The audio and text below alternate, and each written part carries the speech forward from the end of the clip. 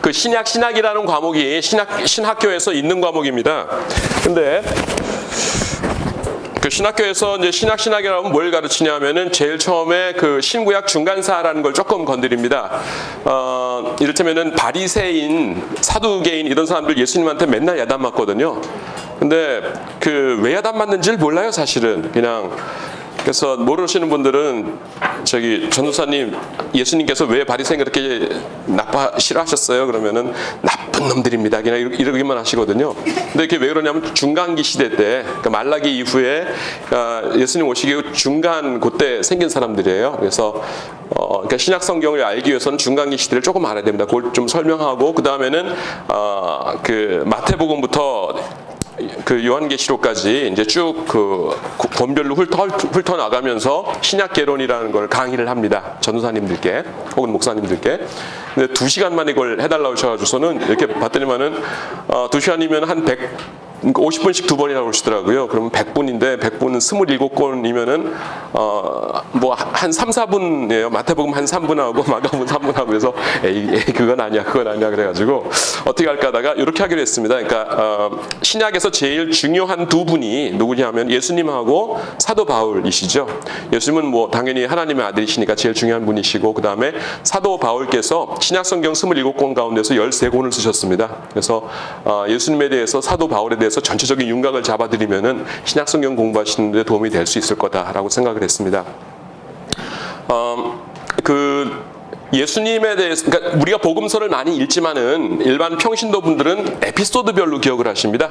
성경을 수십 번 읽으신 분들도 수가성 여인 얘기 아시죠? 그러면 알지요. 그 예수님께서 남편 불러오라. 그러니까 남편이 없나이다 그러니까 네 말이 옳도다. 남편 5이 있었으나 지금 같이 살고 있는 사람도 네 남편이 아니니라. 그 얘기요. 그러면서 알고. 그다음 10명의 문둥병자 얘기 아세요? 알죠. 내가 열을 다 고쳐주지 아니했느냐? 나머지 9은 다 어디 있느냐? 하면서 예수님 속습하신 그 얘기 하면서 쪼가리들은 아시는데 예수님의 공생의 3년을 전체적으로 줄거리를 잡아보세요. 그러면은 멍해집니다. 그건 뭐냐면은 마태, 마가, 누가, 요한복음을 이렇게 종합해야 돼요. 그래서 그런 건 전문가가 필요합니다. 그래서 그런 거를 이 시간에 해드릴까 합니다.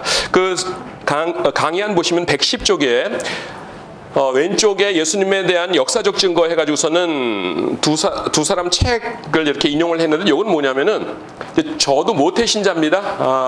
그러니까 할아버지가 30년 넘게 장로님이셨고 뭐 이렇게 쭉 커가지고 학교 가가지고서는 어렸을 적에 예수 안 믿는 애들이 있다는 걸 보고 깜짝 놀랐어요. 저는 그래서 지금도 기억나는 게 뭐냐면은 우리 자연이라는 과목이 있었습니다. 그러니까 여기서 우리라는 게 이제 50대 이상을 말하는데요. 그 국민학교 때 이제 자연이라는 거 하면 OX 문제가 있는데 문제 중에 뭐냐면은 사람은 동물이다 이게 있었어요. 그래서 저는 교회에서 늘 듣기를 무슨 소리냐. 모든 그 동물 만드신 다음에 인간만을 하나님의 형상으로 만드셨지. 사람은 동물 아니냐고 X 폈는데 초등학교 때 그 선생님이 내가 X 펴진 걸 틀렸다고 빨간 색연필을 팍 건너줬더라고요. 그래서 그걸 보면서 깜짝 놀랐던 기억이 아직도 나옵니다. 근데 저 같은 사람이 사춘기가 되면 문제가 뭐냐면 내가 예수님을 믿는 건지 안 믿는 건지 되게 헷갈립니다.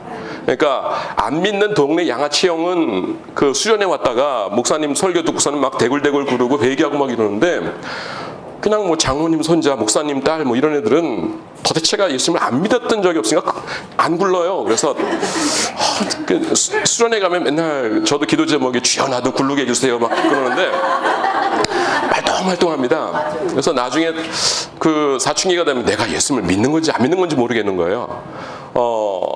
그래가지고서는 그때 이제 막 의심하고 재정립해야 되는 시기니까 혹시 성경이라는 책이 어렸을 적에는 두꺼워 그랬는데 나중에 알고 보니까 그렇게 두꺼운 책도 아니에요.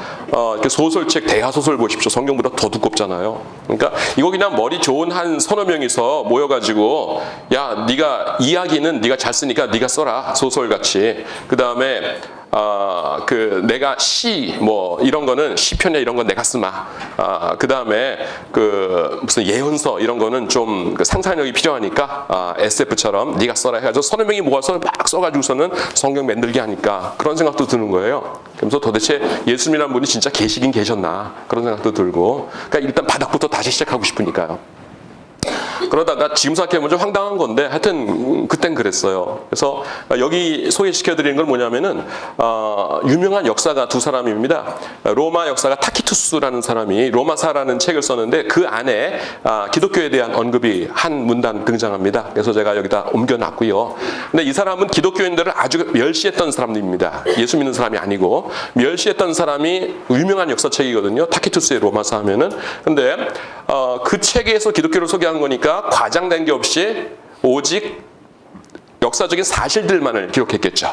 그래서 보니까 기독교인이라는 교회 것이 진짜 있었고 예수님이 실존 인물이셨고 그래요. 그리고 밑에는 여러분들께는 그렇게 유명한 사람이 아닌데 그 요세푸스라고 하는 유대인 역사가입니다. AD 37년에 태어나서 100년경에 죽은 사람이니까 예수님 부활 승천하시고 그 다음 조금 있다가 태어난 사람이거든요. 그 사람이 유대인들의 역사를 기록했는데 거기에 또 교회와 예수님에 대해서 기록한 것이 있어요. 이 사람도 기독교인이 아닙니다. 아니기 때문에 오히려 역사적인 신빙성이 있어요. 그래서 이런 걸 보면서 그 역사에 기초한 종교구나 하는 것을 제가 힘을 얻었어요. 그래서 이걸 그냥 읽지는 않습니다. 그런 게 있다는 거 알아두시고요. 그 다음에 2번 보시면 예수님의 공생의 계요 이렇게 나옵니다. 그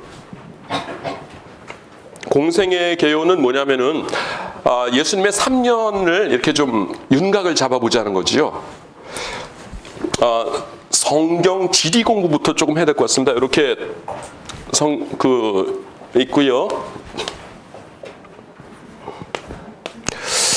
이렇게 있습니다. 그래서 뭐 많이 아실 텐데 북쪽에 있는 것이 이제 갈릴리 호수라고 그러죠. 이름이 갈릴리 호수 말고 두 개가 더 있습니다. 뭘까요?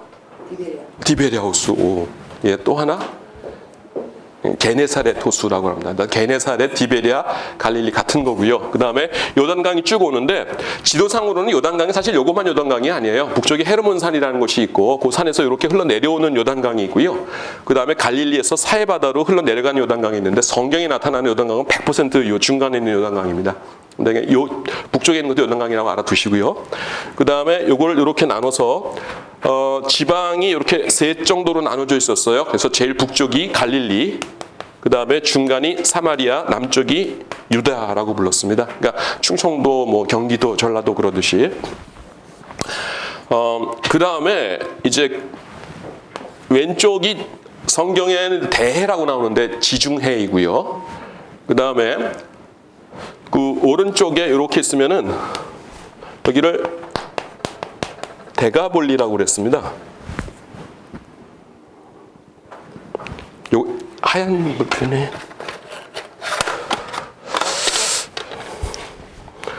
대가볼리라고 했는데 대가볼리가 뭐냐면 대가가 이제 데카입니다. 데카 라틴어입니다. 그래서 10이라는 뜻이고요.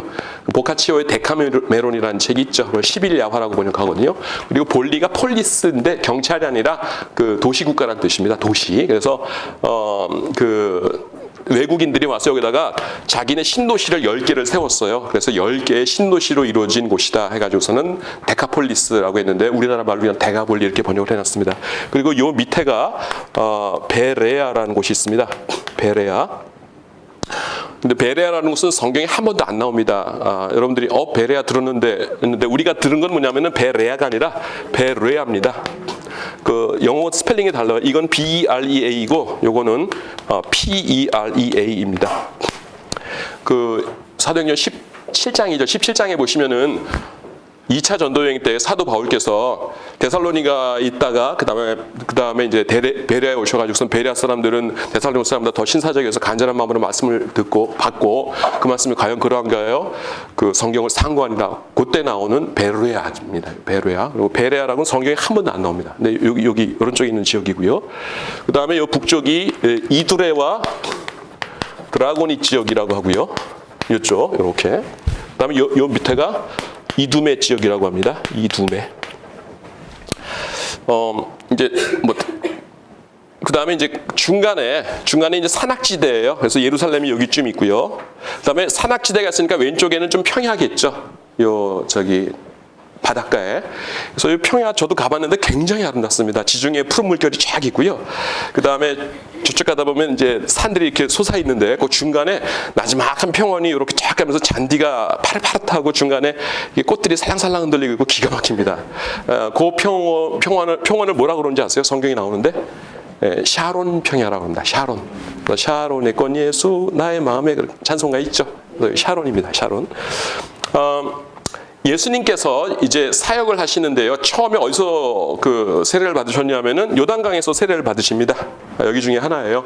근데 어딘지는 모릅니다. 제가 이제 학생들 인솔해서 그 성지 여행 갔다 왔어요. 그래서 갔더니만 처음에 이제 이쪽이 지금 요르단인데 요르단에 갔더니만은 거기 안내하시는 분이 어딘가를 데려가더니 여기가 예수님께서 세례 받으셨던 곳입니다. 그래가지고 우리가 감격해가지고 막 내려가서 막 이러고 사진 찍고 그랬어요. 그 다음에 이제 갈릴리로 올라왔습니다. 그래서 이스라엘 여행을 하는데 또 어딘가 딴 데를 데려가더니 여기 예수님 세례 받으시는 곳이라고. 그래서 예수님이 제 세례파였나? 그건 아닐 텐데. 그래서 확실하게 모릅니다. 지금 그냥 대충 물 많고 이렇게 경치 좋은 데를 이렇게 정해서 관광지로 이렇게 하는 것이지 정확하게는 몰라요. 그래서 세례를 받으신 다음에 처음에 이제 사역을 어디서 하셨냐면은 남쪽 유대를 중심으로 하셨습니다. 유대를 중심으로. 왜 중심으로라고 말씀드리냐 하면은 이스라엘이라는 나라 자체가 굉장히 조그맣습니다. 뭐 경상남북도 합친 것보다 경상남북도 합한 것보다 조금 큰가 작은가 뭐 그래요. 그래서 그 예루살렘에서 갈릴리, 예수님 고향이 자라나셨던 갈릴리까지 얼마 걸리냐면은 저 같은 남자 어른이 걸어서 2박 3일 걸립니다. 그래서 여기서 출발해가지고서는 하루 종일 걸으면 한 6일쯤 가지고서는 하룻밤 자야지. 그 다음에 다음날 아침에 또 어떨어떨해서 걸어가지고서 아이고 날이 저물었군 하루 자야지. 그 다음에 또 열심히 가가지고서는 아빠 왔다 이렇게 되는 거예요. 그러니까 그 남쪽에서 활동을 하셨다 하더라도 그 고향에 한번 갔다 와야겠군 하면 일주일 잡으면 갔다 오시는 겁니다. 그러니까 그 먼 거리가 아니에요. 말 타고 누가 간다 그러면 그냥 뭐 하루에도 갔다 오는 거리고요. 그래서 이제 처음에 이제 유대 지역에서 한 1년간 사역을 하셨는데요. 그때 이제 같이 사역을 했던 분이 누구냐면 우리가 잘 아는 세례 요한입니다. 근데 이 세례 요한이라는 분이 예수님하고 이제 나란히 이제 손 붙들고 다니면서 같이 있었던 건 아니에요. 저분은 저기서 사역하고 여기서는 여기서 사역하고 이렇게 하셨는데 사람들이 두 분을 그 사역을 같은 거로 취급을 했습니다. 왜냐하면은 외치는 게 똑같아요. 여러분 성경 찾아보십시오. 세례 요한이 뭐라고 외칩니까? 회개하라 천국이 가까운 눈이라. 유충국 목사님이 진짜 잘 가르치셨네요. 저를 도대체 왜 부르셨는지 모르겠는데 그 회개하라 천국이 가까웠느니라 이러는 거예요. 그러더니만은 6개월 후에 웬 또 젊은이가 나타나가지고서는 막 외치는데 또 뭐라고 외칩니까? 회개하라 천국이 가까웠느니라. 성경 보세요. 한 글자도 안 틀리고 똑같습니다. 그러니까 나이도 비슷한 두 젊은이가 여기서 뻥 저기서 뻥 하면서 회개하라 천국이 가까웠느니라 하면서 막 그 회개를 전하니까 똑같은 운동하는구나 이렇게 되는 거죠. 근데 이게 조금 재밌습니다. 뭐냐면은 그 당시 사람들이 누구를 1인자고 누구를 2인자라고 생각했냐면은 세례 요한을 1인자로 취급했어요. 이게 조금 희한한 겁니다. 우리가 볼 적에는 그 예수님이 하나님의 아들이신데 말도 안 돼. 이렇게 하지만은 그 당시 사람들의 입장에서는요, 그랬어요. 이유가 이제 조그만 이유 하나, 큰 거 하나 해가지고 세 가지인데 첫 번째 이유는 뭐냐면은 일단 나이가 중요한데 세례 요한이 나이가 많습니다. 요즘 애들 뭐 빠른 1월 뭐 늦은 뭐 이러잖아요. 근데 6개월 차이 나요. 그러니까 일단 거기도 동양이거든요. 셈족이고 백인 아닙니다. 그래서 두 번째가 또 뭐냐면은 활동을 누가 먼저 시작했냐면 세례 요한이 먼저 하셨어요. 예수님께서 후발주자고. 그러니까 예수라는 사람이 저 사람 그 세례 요한이라는 사람 하는 일 지금 벤치마킹하고 있구나 이렇게 되는 거예요. 그러니까 1인자, 2인자 이렇게 되는 거고. 그다음에 결정적인 게 뭐냐면은 예수님께서 세례 요한에게 세례를 받으셨습니다. 여러분 A라는 사람이 B라는 사람에게 세례를 주었다 그러면은 세례 준 사람이 높겠어요? 받은 사람이 높겠어요? 준 사람이 높죠. 근데 예수님께서 야 창피하다. 성부 하나님께서 그 너한테 와가지고 세례 받으라고 하시니까 내가 오긴 왔는데 내가 하나님이 돼가지고서는 이게 참 이게 좀 아닌 것 같다. 그 깜깜한 밤에 왔으니까 그 저기 빨리 세례 주고 소문내지 마라. 이러면서 밤에 몰래 세례 받으신 것도 아니에요. 성경에 보면은 사람들 다 보는 데서 대낮에 받으셨습니다. 또 그걸 또 광고하시느라고 완전히 그 스펙터클하게 성부, 성자, 성령님께서 다 동원되셨어요. 그 세례 받으시는데 하늘에서는 음성이 들리죠. 이는 내 사랑하는 아들이여 내 기뻐하는 자 라우 그러면서 이제 성부 하나님의 음성이 들리고 그 다음은 또 그 성령 하나님께서는 비둘기 같은 영상으로 그 차르르 샤방샤방 하면서 위로 쫙 내려오십니다. 그러니까 막 오디오로 비디오로 사람들이 그거를 다 기억을 하는 거예요. 세례 요한에 의해서 예수님께서 세례를 받으시는구나. 그러니까 뇌리에 박힌 게 뭐겠어요? 세례 요한 1인자, 예수님은 2인자인 것 같아. 이렇게 되는 거죠. 그래서 이게 뭐냐면은 약간 좀 조금 이상했던 시기입니다. 그러다가 그게 언제 끝나냐 하면은 세례 요한이 죽습니다. 세례 요한이 이제 안디바라고 하는 사람에게 의해서 죽는데요.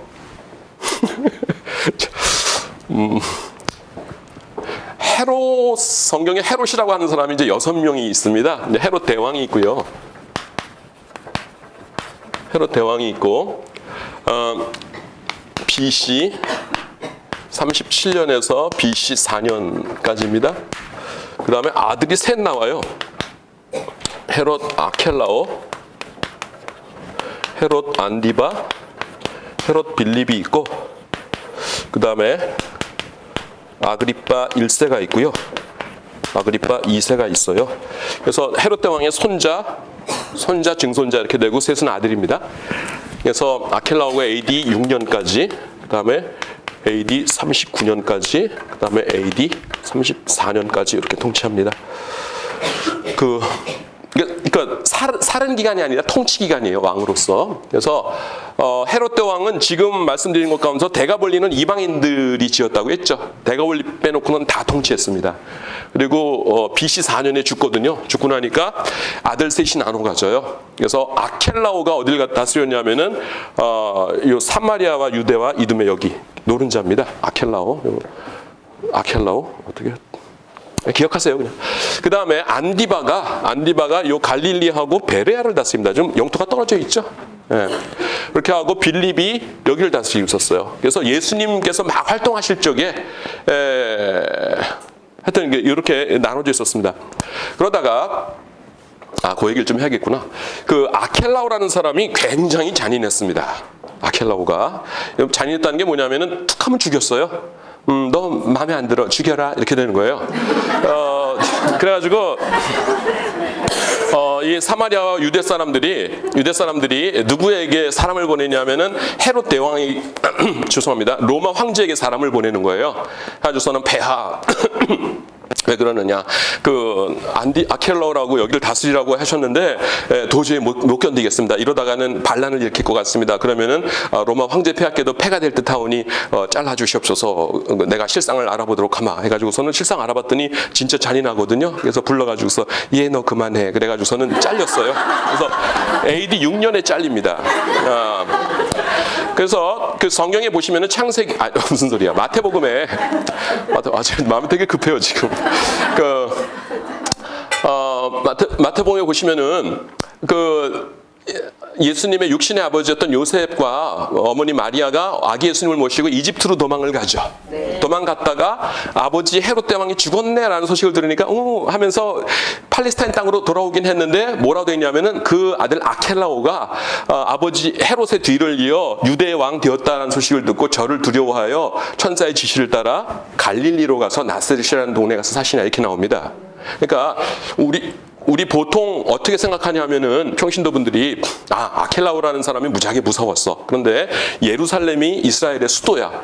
그러니까 그리고 여기 갈릴리 나사렛은 굉장히 두메 산골이고, 그러니까 왕 옆에서 괜히 왔다 갔다 하다가는 저기 예수 있다, 우리 아빠가 죽일래던 녀석 죽여라, 이렇게 될지 모르니까 저 멀리 가가지고서는 영구가 없다 이러면서 두메 산골에 가서 살았나 보다 이렇게 생각하는데 그게 아니라 왕 자체가 달라요.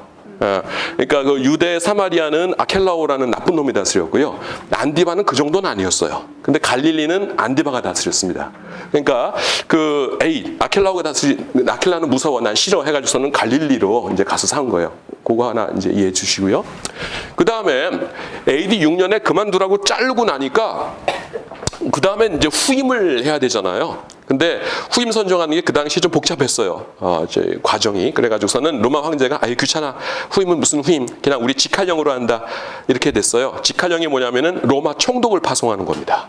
그래서 그냥 쓰실 필요는 없어요. 그냥 코포니우스라고 하는 초대 총독이 옵니다. 그리고 총독 다음에 또 딴 총독이 오고 해가지고서는 예수님 당시에는 총독이 누구였습니까? 빌라도였죠. 그래서 성경에 보시면은 그 로마 총독 빌라도도 있고, 그 다음에 안디바라는 왕도 나오고 빌립이라는 왕도 나오고 그러죠. 그렇잖아요. 그러니까 이게 뭐야 도대체, 왕이 더 높은 거야? 총독이 높은 거야? 로마 총독이 있는데 또 왕은 또 뭐야? 이렇게 헷갈리실 텐데 그냥 다 있었어요. 다 있는데 다스리는 영토가 달랐습니다. 그래서 총독은 사마리아, 유대 이쪽을 다스렸고요. 그 다음에 안디바는 갈릴리, 베레아, 그 다음에 빌립은 이두레와 드라곤 지역 이렇게 다스렸습니다. 근데 이제 다시 이제 예수님 스토리로 돌아옵니다. 예수님께서 처음에 이제 유대 지역에서 사역을 하시다가 그 다음에 이제 세례 요한이 죽으면서 유대 사역이 좀 끝난다 이거 말씀드렸죠. 근데 왜 죽냐 하면은 그 안디바 생일 잔칫날 헤로디아의 딸이 춤을 추죠. 예, 그래서 이제 그걸 말씀드리려고 했던 건데, 그 장소가 어디냐 하면은요, 여기 그 베레아 지역에 여기에 마케루스라는 곳이 있어요. 성경에 안 나옵니다. 마케루스라는 곳에서 이제 그 생일 파티를 하는 겁니다. 요즘 애들이 생일 파티를 생파라고 그러더라고요. 그래서 저는 며칠 전에 알았어요. 그래가지고 저는 조카 녀석한테 야, 내 생파라는 말이 있다 했더니 삼촌은 창피하게 그게 언제적 얘기인데 그러면서 그래서 50대는 몰라 이 녀석아 그랬는데 이 말씀을 해드리냐면은 성경에 보시면 그냥 헤롯 안디바가 생일 잔치를 하는데 헤로디아의 딸이 춤을 추어가지고서는 그 사람 아버지를 기쁘게 했다 이렇게 나오니까 왕이 생일 잔치를 했으니까 당연히 예루살렘이겠지 이렇게 생각들 하시거든요. 근데 예루살렘 아니에요. 예루살렘은 총독이 다스리는 곳이고요. 안디바의 영토는 갈릴리하고 베레아입니다. 남의 영토 가가지고서는 생일 잔치 할 수는 없어요. 그래서 여기서 이제 죽습니다. 참고로 헤로디아의 딸은 이제 살로메라는 거 있고요. 성경에는 없습니다. 살로메라고 하는 딸이 춤을 추었습니다. 그래서 거기서 세례 요한이 죽어요. 자, 죽으니까 그 당시에 정치 지도자들과 종교 지도자들이 세례 요한과 예수님을 굉장히 싫어했습니다. 왜냐하면은 보통 가난한 사람들, 아래 백성들은 그냥 위에서 하려는 대로 그냥 세금 내라 그러면 내고 막 이랬었는데 당신들 잘못이라고 막 지적하고 그러니까 아이고 저 둘 젊은 녀석들 저것들만 없으면 참 좋을 텐데 이랬거든요. 근데 안디바가 그 자기 생일날 잔치하다 말고서는 1인자인 세례 요한을 죽였네요. 그러니까 아이고 웬일 이제 2인자만 죽이면 되겠네 이러고 하면서 이제 모든 이제 관심이 예수님께 쏠리는 거예요. 근데 예수님께서 그때 1년 남짓 되셨을 텐데 3년 공생의 가운데서 그때 순교하시면 안 되거든요. 순교도 시기가 있는 건데. 그래서 예수님께서 그거 아니거든 난 올라간다 그러고서는 갈릴리로 올라가십니다. 올라가시는 장면이 요한복음 4장에 나와요. 그 수가성 여인 만나고 하시는 장면이 있죠. 그 수가성이 여기 한 3분의 1쯤 되는 지점입니다. 그래서 그 다음부터는 갈릴리를 중심으로 예수님께서 사역을 하십니다. 그래서 갈릴리를 중심으로 사역을 하시는데 한 2년 정도 사역을 하세요. 근데 갈릴리를 중심으로 했다 그러지 갈릴리에서만은 아니에요. 일단 나라가 굉장히 좁고요.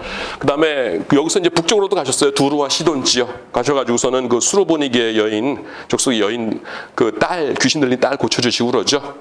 주여 자녀의 떡을 취하여 개들에게 던지면 마땅치 아니하도다 그러니까 주여 올소이다마는 개들도 주인의 상에서 떨어지는 그 음식을 먹나이다 그러니까 딸아 내 믿음이 크도다 하면서 이제 고쳐주시고 그게 갈릴리 아니에요. 두루와 시돈 지역 북쪽입니다.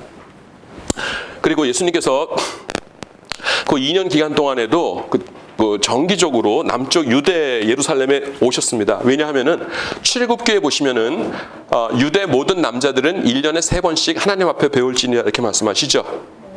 유대인들의 3대 절기 있잖아요.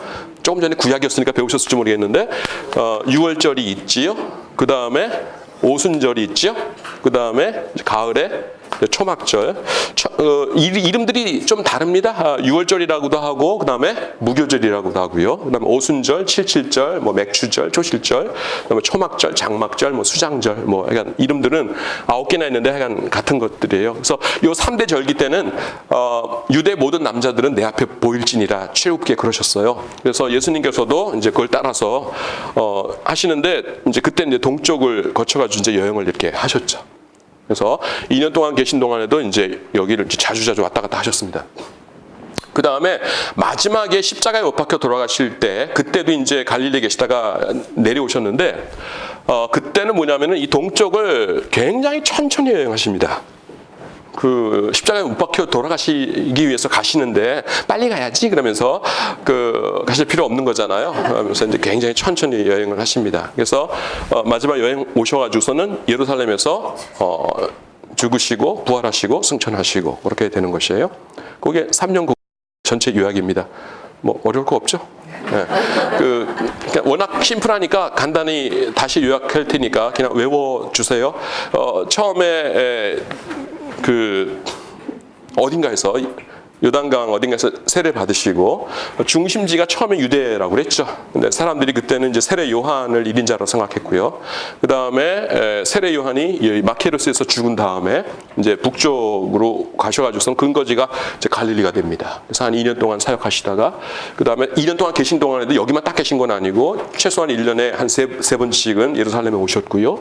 그 다음에 마지막에 천천히 여행하셔서 예루살렘에서 십자가에 못 박혀주시고 부활 승천하십니다. 심플하죠? 네.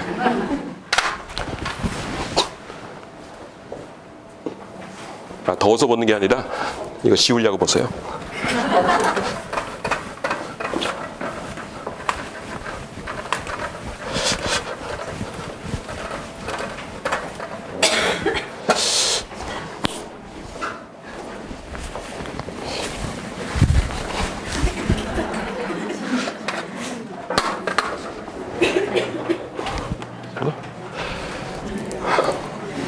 그 다음에 그 오른쪽 페이지에 보시면은 제가 선 이렇게 4개 거놓은 곳이 있습니다.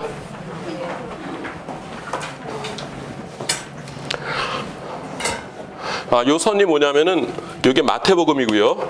이게 마가복음, 누가복음, 요한복음입니다.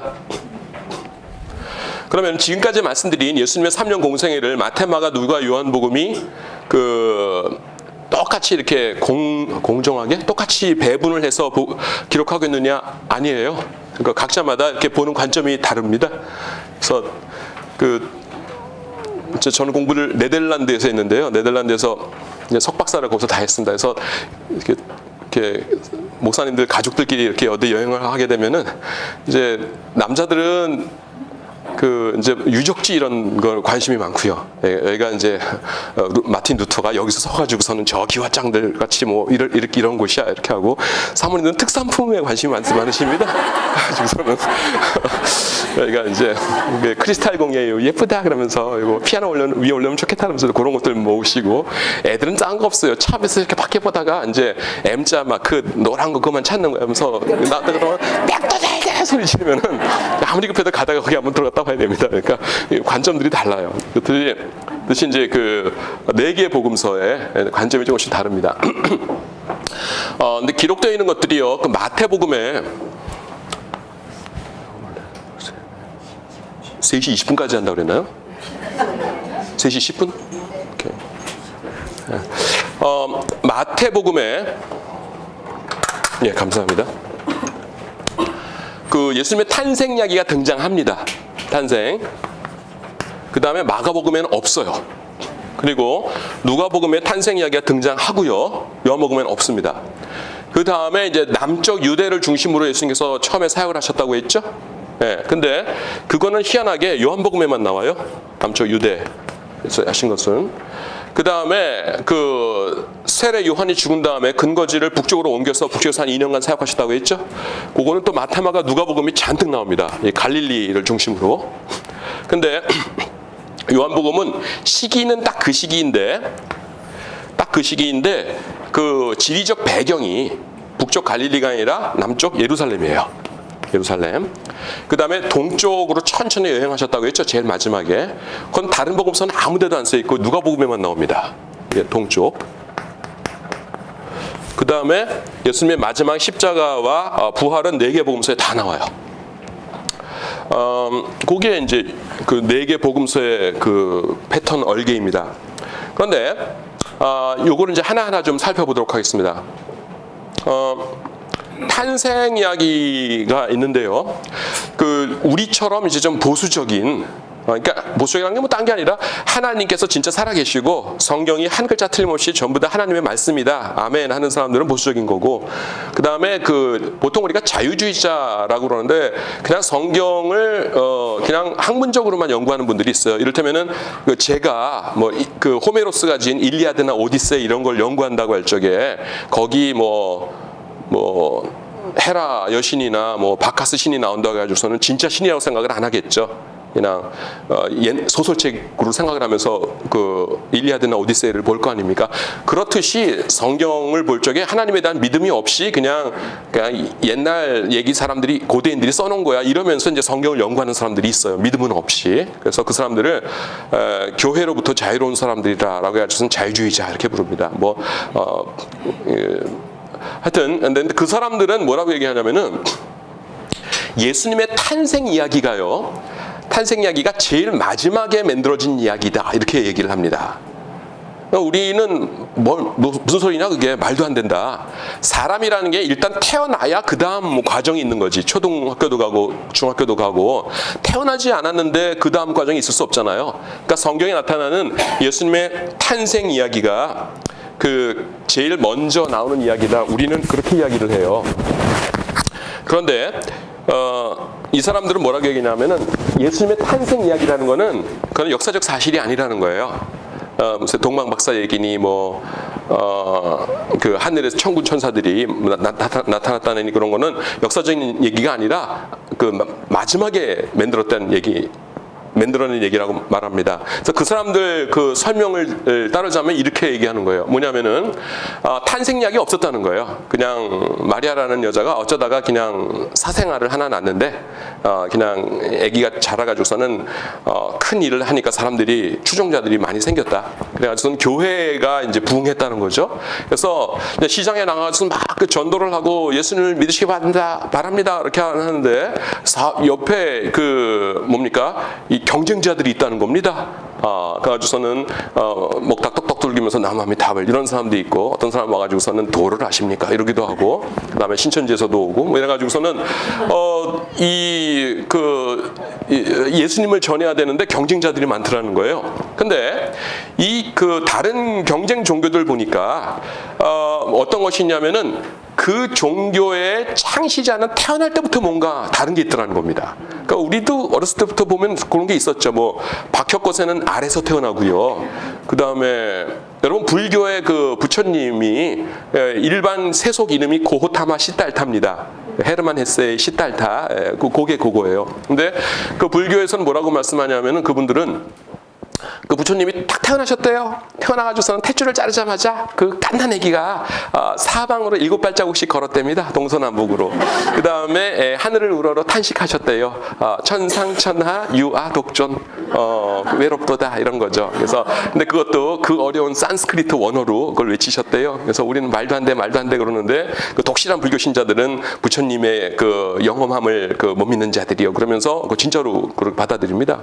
그러니까 하여튼 그 당시에 나가서 전도를 하려니까 그 창시자들이 뭔가 태어날 때부터 다른 스토리들이 있는 거예요. 그래서 야 예수님 뭐 다른 거 있어? 했더니 아니 없는데 그냥 평범한 아기셨는데 2.7kg? 그랬어? 그러면은 아니야 안 돼. 그러다가 경쟁에 밀린다. 우리도 얘기 만들어내자. 그래? 그럼 만들어낼까? 그러면은 일단 천사 등장해야겠지. 천사 몇 명 할까? 가브리엘로 할까? 미가엘로 할까? 뭘 그래? 하나님 아들인데 그냥 그 떼거리로 다 왔다 그러자. 그래? 그러면은 그 5분 대기조 빼놓고 다 왔어. 천군 천사. 그 다음에 또 누구 올까? 그래도 유명한 사람 와야겠지. 유명한 사람 누구? 왕? 아이고 왕은 금방 뽀록나. 그러니까 그냥 저기 동방에서 먼 동방에서 그냥 학자들 왔다 그래. 동방 박사. 오케이 당첨. 그래가지고서는 대충 만들어냈다는 거예요. 그래서 이것이 다른 얘기들보다 제일 마지막에 만들어낸 얘기다 이렇게 얘기합니다. 그러면 이제 우리 보수적인 학자들이 그 말도 안 되는 소리 하지 마시오. 그 하나님의 말씀을 모욕해도 분수가 있지. 그건 예수님의 탄생 이야기는 진짜요라고 하면은 그 사람들이 씩 웃으면서 보여줬던 표가 이 표예요. 이 표를 보여주면서 우리한테 하는 말이, 만약에 예수님의 탄생 이야기가 나중에 만들어진 얘기가 아니라 정말로 그 역사적인 사실이라면은 4개 복음서에 있으려면 다 있고 없으려면 다 없어야지 왜 2개만 있고 2개만 없수? 우리가 설명해 드리리다. 왜 2개는 있고 2개는 없냐 하면은 그 마지막에 그 얘기가 쓰여졌는데, 그 만들어졌는데, 어떤 사람은 그 원고를 쓰다가 다 그 출판사에다 넘기기 전에 그 얘기를 주워 들은 거예요. 동방 박사가 왔었다고? 그런 얘기가 있었어? 그러면 알았어. 내 얘기책에다 앞에다 넣어야지. 그래서 쓴 다음에 앞에다 넣어야겠구만 하면서 집어넣었다는 거예요. 그래서 이제 그거를 부랴부랴 출판사에 넘긴 사람은 이제 얘기가 있는 거고, 그게 뭐냐면은 마태복음, 누가복음이다. 그 다음에 어떤 사람은 그 예수님의 탄생 이야기를 미처 못 들었다는 거예요. 못 들어가지고서는 그냥 다른 얘기로만 쫙 채워가지고서는 책을 분배했는데, 얼마 후에 나중에 들었다는 거죠. 그래가지고서는 아이고 그런 얘기가 있었어? 내가 미리 알았으면 내 책에도 썼을 걸 아깝다 하면서 에이 그래도 뭐 할 수 없지 뭐 벌써 출판사에 넘어가지고서는 총판 넘어갔는데 뭐 할 수 없네. 내 책에는 없네. 이렇게 돼가지고서는 두 개는 없다. 이렇게 된 거예요. 그래서 무슨 말인지 이해가 되셨죠? 이제 그렇게 설명을 합니다. 그러면서 우리한테 어쩔 거요 이렇게 하는 거예요. 근데 그 사람들 거는 이제 쉽게 반박이 됩니다. 왜 그러냐면은 여러분 마태, 마가, 누가, 요한복음 가운데서 자타가 공인하는 제일 마지막에 쓰여진 복음서가 뭐냐 하면은 요한복음입니다. 그래서 네 번째 있어요. 아주 간단합니다. 그리고 마태, 마가, 누가복음은 합해가지고서는 그거를 공관복음이라고 불러요. 공관복음. 그래서 그거는 이제 책 보시면은 AD 50년대부터 70년대 사이에 쓰여졌다 하면서 앞서거니 뒤서거니 뭐 그 논의들이 많은데 하여튼 50년대에서 70년대 그쪽이라고 얘기하고요. 그 다음에 요한복음은 로마의 도미티아누스 황제 때입니다. AD 85년에서 95년 사이에요. 그러니까 인터벌이 한 20-30년 뜹니다. 만약에 50년이고 이건 85년, 90년이다 그러면 한 40년 뜨는 거고요. 70년이고 이게 90년이다 그러면은 한 20년 뜨는 거고. 하여튼 요한복음이 제일 마지막에 쓰여졌어요. 이건 뭐 자유주의자건 저처럼 보수적인 사람이건 누구나 다 인정하는 겁니다. 근데 그 사람들 논리대로 하자면 뭐냐면은 우리가 이렇게 반박할 수 있어요.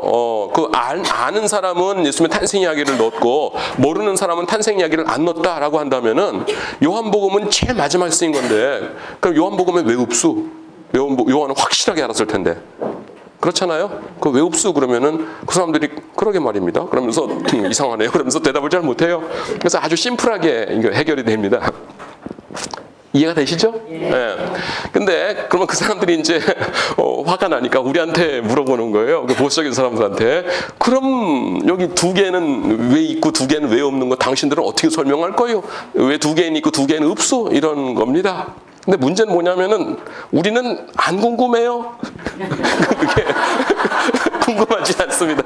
우리는 뭘 믿는 사람들이냐면은 디모데후서 3장 16절 말씀을 믿어요. 모든 성경은 하나님의 감동으로 등서 교훈같이 한가 바르게 한가 이렇게 유익하니 그 말씀을 믿으니까 성경 하나님의 감동으로 된 거니까 마태복음에는 예수님 탄생 이야기가 왜 있을까요? 그러면은 쓰라고 감동 주셨지 뭐. 그러고 마가복음에 왜 없나요? 그거 쓸 때 감동 안 주셨지 뭐. 그리고 누가복음에 왜 있는데 감동 주셨지 뭐. 야, 감동 안 주셨지 뭐. 그러고 끝이에요. 여러분 이것 때문에 성경 읽다가 뭐 기도 올라가서는 아버지 하나님 마가복음에는 왜 없나이까 알려주시옵소서. 그걸 알려주시기 전까지 내가 이 산을 내려가지 않겠나이다. 아버지 말씀하여 주시옵소서. 그러면서 기도하고 그런 분 계십니까? 아무도 없어요. 그냥 우리는 그런가 보다 하고 지나가지 안 궁금합니다. 근데 이제 저쪽 사람들이 두 개는 있고 두 개는 없는 거가 수상하다. 이 탄생 이야기는 마지막에 있는 것이 그러니까 틀림없다. 뭐라고 설명을 잘 못하겠지만 라고 하니까 우리 보수적인 학자들이 알았어. 그러면 설명해 드리리다 하고서 설명을 다음과 같이 합니다. 근데 요거를 소개시켜 드리는 이유가 탄생 이야기가 어디 있고 어디 없는 거를 설명해 드리는 것도 설명이지만은 이걸 설명하다 보면 자연스럽게 마태, 마가, 누가, 요한복음이 어떤 책이다라는 것이 자연스럽게 설명이 돼요. 그래서 겸사겸사 해가지고 설명을 드립니다. 마태복음에 있는데요. 마태복음은 누구를 위한 복음서냐 하면은 원래 유대인들을 위한 복음서입니다. 그러니까 그 마태라는 분이 내 동족 유대인들도 제발 예수님을 하나님의 아들이라고 믿고 구원받았으면 좋겠다. 우리 동족들에게 그 예수 믿으라고 해야지 해가지고 쓴 책이 마태복음인 것이에요. 근데 그 유대인들에게 예수님이 구약 성경에서 내내 예언하셨던 그 메시아이시다라는 것을 설명하기 위해서는 일단 두 가지가 조건이 맞아야 돼요. 그 두 가지가 뭐냐면 첫 번째는 예수님이 유대인이셔야 돼요. 예수님이 메시아이십니다 그랬는데 어느 나라 사람이요? 일본 사람입니다. 그럼 끼워보시오 이렇게 되는 거예요. 그리고 두 번째는 뭐냐 하면은 예수님이 다윗 왕손이셔야 됩니다. 그 두 번째요. 그 유대인인데 어느 지파 사람이요? 베냐민 지파입니다. 그럼 얘 끼어보시오 이렇게 되는 거예요. 유다 지파여야 되는 거예요. 그게 왜 그러냐면은 하나님께서 그 창세기 12장이죠. 아브라함을 부르실 적에 그때는 아직 아브라함이었죠. 아브라함을 부르실 적에 천하 만민이 너의 씨로 인하여 복을 받으리라 그러셨거든요. 그 너의 씨가 그 메시아예요. 그러니까 그 아브라함의 자손이어야 됩니다. 근데 아브라함의 자손이 유대인들이거든요. 그러니까 유대인이어야 돼요. 그 다음에 다윗이 왕이 되었을 적에 나단이라는 선지자를 보내셔가지고서는 이걸 이제 어려운 말로 나단의 신탁이라고 합니다. 그래서 하나님께서 그 약속을 주시기를 앞으로 네 씨 중에서 네 자손 가운데서 이스라엘 왕위에 앉을 자가 그치지 아니하리라라고 하는 약속을 주시거든요. 근데 메시아가 왕이시거든요. 그러니까 다윗 왕손이어야 돼요. 그래서 일단 그 마태가 복음서를 쓰면서 내 동족 유대인들이여 예수님을 믿기 바라오라고 하려면은 두 가지를 설명해 줘야 됩니다. 예수님이 유대인이고 다윗 왕손이시다. 그래서 그 마태복음 1장 1절에 어떻게 시작됩니까? 아브라함과 다윗의 자손 예수 그리스도의 계보라 이렇게 시작되죠. 예.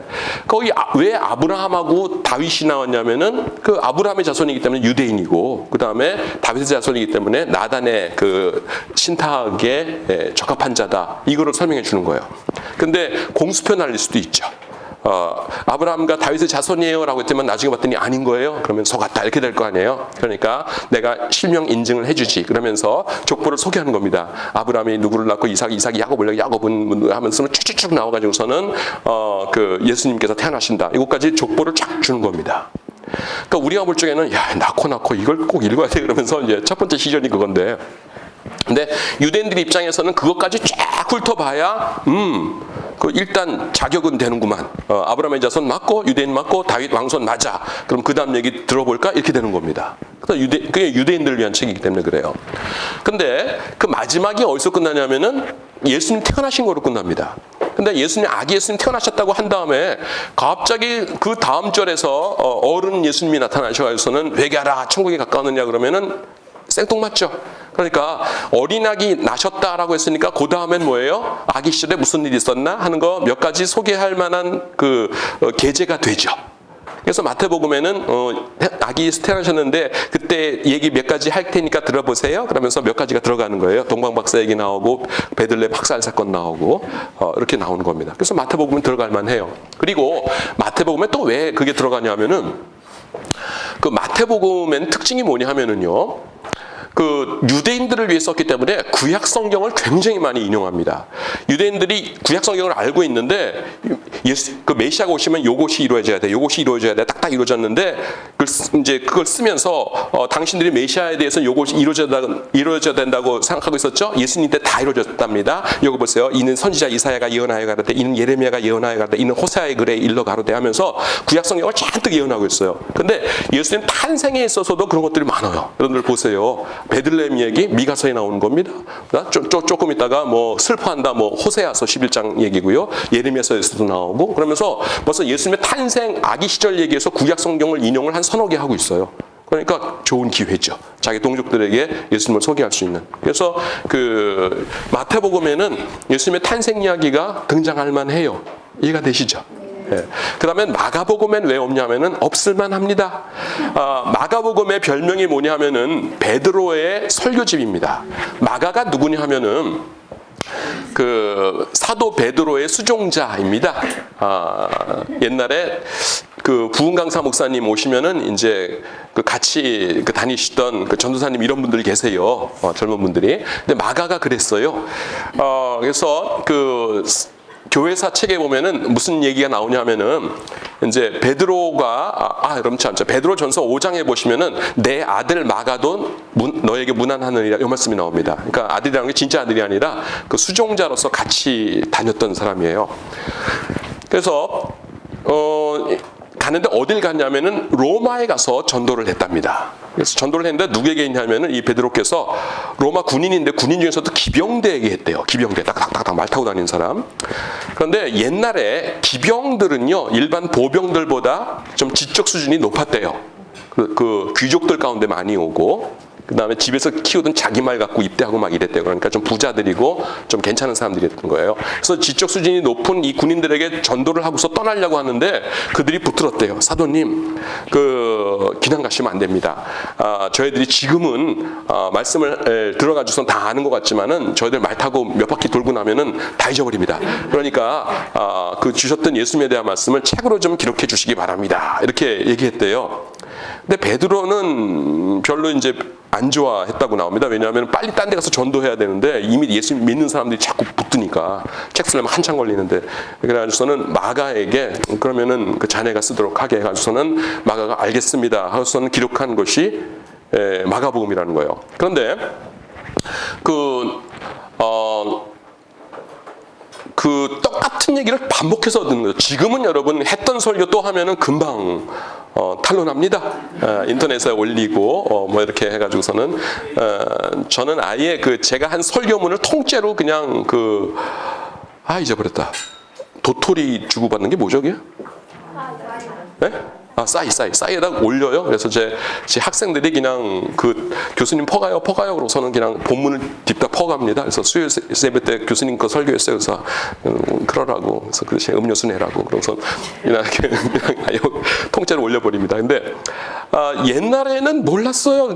그래서 저 어렸을 때 보면은 이제 부흥회를 보통 언제냐면 주일날 저녁 예배 때 시작합니다. 예배 시작하면은 뭐 옆에 동네에서들 다 오고 그러죠. 그래가지고서는 월요일부터 새벽 하고 그다음에 아침 한 11시쯤 모였던 거 10시쯤 모였던 것 같아서 칠판 놓고서 막 교리 강의해 주시고 그다음에 저녁에 집회하고 그래서 금요일까지 했습니다. 그래서 저 목사님 설교 너무 좋아, 은혜 받았어. 그래서 목사님 다음 주에는 어디세요?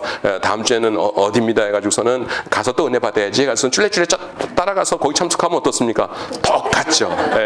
화요일날 저녁에 돌아가신 어머님 생각하면서 우시는 것도 똑같고, 그다음에 금요일날 오전에 40일 금식기도 하다가 환한 빚본 얘기하는 것도 똑같고 이게 똑같은 거예요. 그러니 그 목사님을 1년 동안 부흥사 목사님을 모시고 다니는 그 사람은 뭐였어요? 그거 그냥 다 외워버리겠죠. 그러니까 마가가 그런 겁니다.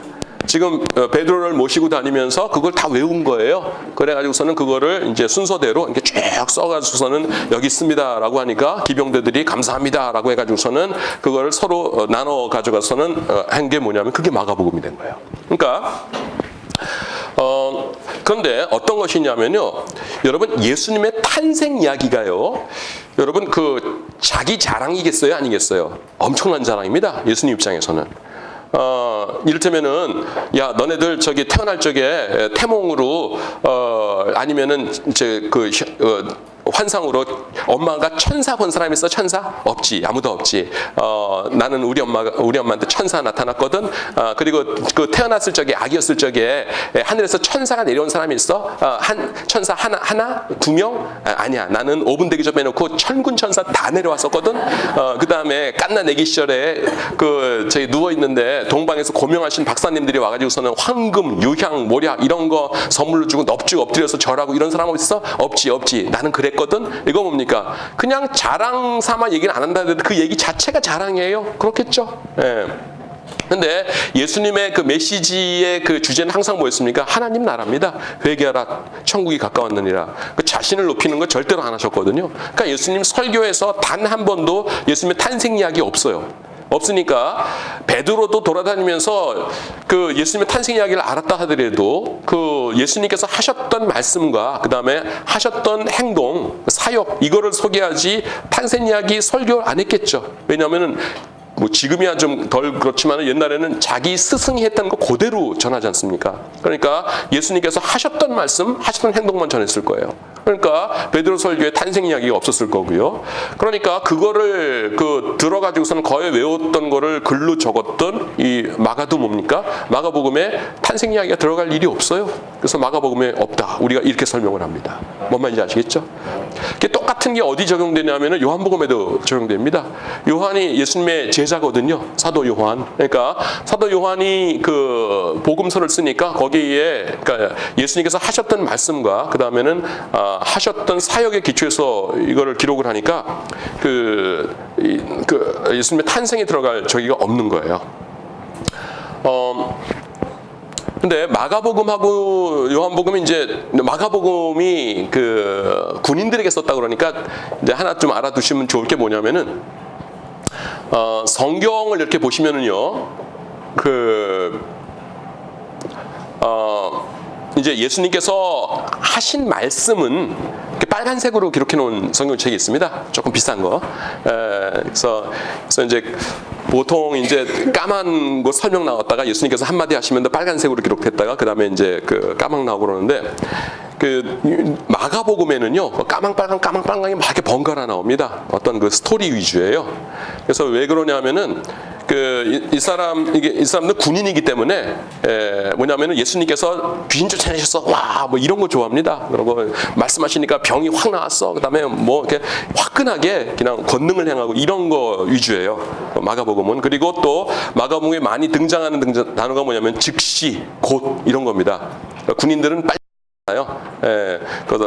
그래서 갔다 온다 실시 그러면 그 즉시 해야지. 대장님 잠깐만 담배 한 대 피우고 갔다 오겠습니다.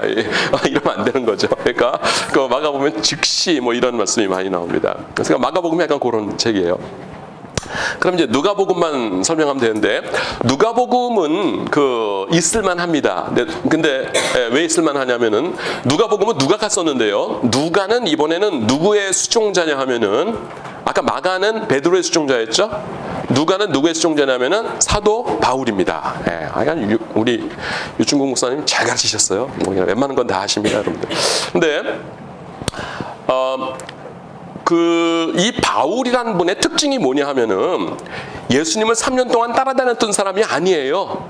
그래서 예수님의 3년 공생에 대해서는 모르는 거가 이 누가나 바울이나 똑같습니다. 바울은 특기가 뭐냐면 구약 성경을 달달 외우는 사람이기 때문에 어디 예수 믿으시기 바랍니다라고 했다가 어떤 유대인 가운데 조금 구약 성경을 안다는 사람이 아이고 그 예수가 무슨 메시아요? 나는 그거 못 믿겠어. 이사야에 따르자면 어쩌고저쩌고 이렇게 하면은 형제님 이사야서 그러면 두루마리를 가져와 보시지요 하면서 차차차해서 이건 이렇고 저건 저렇고 저건 저렇고 하니까 그러므로 예수님이 메시아 맞습니다. 그러면은 그런가? 이런 거 하는데 전문가예요. 사도 바울은. 근데 누가가 사도 바울에게 바울 사도님 예수님께서 사마리아 수가성 거기 가셨을 적에 무슨 일이 있었나요? 그러면은 글쎄 나도 자세히 모르겠습니다. 다음에 예루살렘 가서 다른 사도님들 만나면 같이 한번 여쭤봅시다. 이렇게 되는 거예요. 그러니까 답답합니다. 근데 그 당시에 어떤 현상이 있었냐면은 예수님에 대해서 꾸며낸 이야기들이 많이 돌고 있었습니다. 그러니까 이제 외경, 가경 이런 것들 지금 남아 있는 거에 보면 어떤 얘기가 나오냐면은 이제 대한이 민국이 만세만할 적에 예수님께서 쪼물락 해가지고서는 찰흙으로 새를 만드셨대요. 그래서 손에 올려놓은 다음에 후 하고 불었더니만은 이 새가 파드득 진짜 살아있는 새가 있어서는 날아갔다 이런 얘기가 나옵니다. 지금은 우리가 성경이 없으니까 그거는 뻥이지 만들어낸 얘기지 그러는데 누가의 입장에서는 사방에서 예수님에 대한 얘기들이 막 들리는데 뭐가 뻥이고 뭐가 진짜인지 구별이 안 되는 거예요. 근데 다른 사람 같으면은 에이 예수님 잘 믿으면 되지 뭐 열심히 기도하고 잘 믿으면 되지 뭐 이럴 텐데 이 양반 성격이 굉장히 꼬장꼬장합니다. 직업이 뭡니까 여러분? 의사예요. 우리 유 목사님 대단히 잘 가르치셨습니다. 그래서 의사예요. 근데 의사들이 깐깐합니까? 대충 넘어갑니까? 깐깐하죠. 간호사님이 선생님 이 환자 진정제 몇 cc 투약할까요? 그러면은 지금 일단 25cc 투약하시고요. 맥박이랑 경과 봐서 2시간 후에 올랐거든 30cc 하시거나 20cc로 내리시거나 그렇게 해주세요. 이렇게 해야 의사지. 선생님 몇 cc 투약할까요? 그럴 때 아이고 간호사님 대충 넣으세요. 이러면은 환자 죽는 거 아닙니까? 깐깐한 거예요. 그러니까 다른 사람들은 뭐 그냥 은혜스러우면 되지 하면서 주님을 찬양합시다 할렐루야 이러면서 지나가는데 이분은 그게 불안해서 못 견디겠는 거예요. 나는 역사적 사실들만 팩트들만 알고 싶어. 사실들만 알고 싶어. 이러는데 아쉽게도 두 가지가 부족했어요. 하나는 뭐냐면 시간이 없습니다. 사도 바울 맨날 쫓아다니니까 이 사도 바울이라는 분이 굉장히 액티브하신 분이십니다. 그래가지고서는 뭐 집필을 하고 그럴 시간이 없는 거예요. 그리고 그 다음날 두 번째는 뭐냐면 돈이 없어요. 이게 뭐냐면은 1차적인 증인에게 가서 물어봐야 되거든요. 그 역사적인 사실을 알려면은 오병이어 기적이다 그러면은 당신이 정말로 그때 앉아 있었어?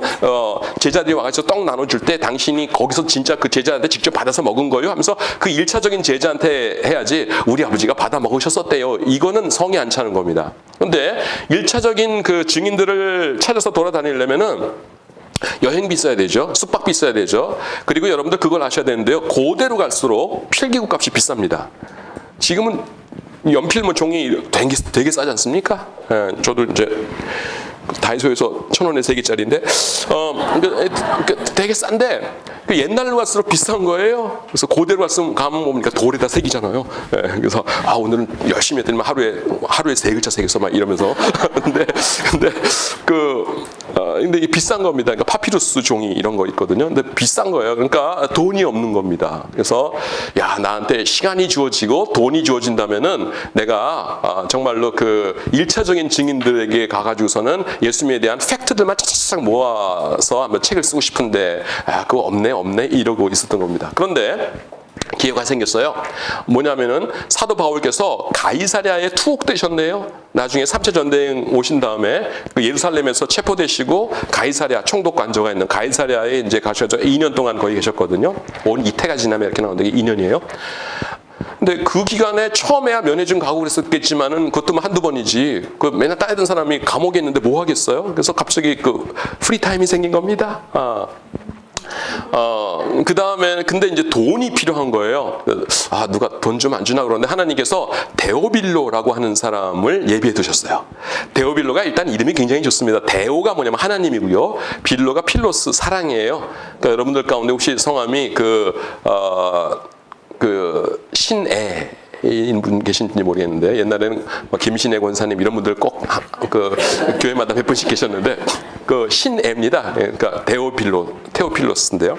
그래서 그 데오빌로라는 사람이 있었는데 이 사람이 굉장히 높은 사람이에요.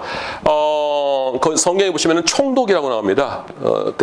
죄송합니다. 데오빌로 각하에게 서브렌지 것이 좋다고 나오는데 그 데오빌로 각하라고 하는데 각하라는 것이 이제 크라티스토스라는 단어인데 크라티스토스라는 헬라어 단어가 누구에게 사용된 거냐면 총독급 이상에게 사용된 겁니다. 총독급 이상. 그러니까 보통 뭐 천부장 정도에는 각하라고 안 불러요. 성경에도 굉장히 안 나옵니다. 이 단어가. 그래서 굉장한 고위층이에요. 근데 이분이 예수님을 믿었어요. 믿었는데 똑같은 고민이 있는 겁니다. 이제 똑똑한 분이니까 들리는데 뭐 차로 그러면 훅 보니까 뭐 새로 날아갔다 이런 것도 나오고 어떤 거는 오병이어도 나오고 무슨 얘기도 나오는데 아이고 그 뭐가 역사적 사실이냐 난 오직 사실들만 알고 싶다 이러는데 이분은 또 고민이 다른 거예요. 뭐냐면은 돈은 많아요. 고위층이니까 돈은 많은데 또 높은 층이니까 나이가 꽤 들었겠죠. 그러니까 아이고 나 류마티스 있어가지고서는 빨빨거리면서 돌아다니는 거 못하는데 또 맨날 뭐 회의도 뭐 이렇게 많은지 나 회의 주재 해야 되니까 나는 시간도 없고 그 대신에 돈은 많은데 누가 좀 그 젊은 사람이 빨빨거리면서 똑똑한 사람이 내가 돈은 줄 테니까 돌아다니면서 예수님에 대한 팩트들만 좀 이렇게 수집해가지고서 나한테 보고 써줄 사람 없나 이러고 했는데 하나님께서 둘을 딱 만나게 하셨어요. 그래서 내가 그대에게 돈을 줄 테니 그대가 내 대신 빨빨거리면서 돌아다니면서 팩트들만 수집해가지고서 나에게 책을 써주기 바라고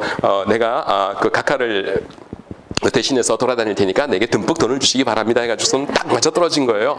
그래서 돈을 받아가지고서는 그것들을 다 수집해가지고서는 와가지고 여기 있습니다 하면서 책을 드린 거가 그게 뭐냐면은 누가복음입니다. 그래서 누가복음 오시면은 1장 첫머리에 데오빌로 각하에게 써보내는 것이 좋은지 알았는면서 그게 나오죠. 데오빌로. 근데 복음서에 이 거룩한 복음서에 웬 듣도 보지도 못했던 데오빌로가 누군데 여기 나와 이런 건데 그 데오빌로가 뭐냐면은 그러니까 그 돈 된 사람이에요. 그래서 우리 이제 교수들이 이제 외국에서 박사학위를 받지 않습니까? 박사학위 받아서 이제 외국어로 쓰죠. 써가지고서는 이거 좀 국내에서 좀 출판 좀 했으면 좋겠는데 한글로.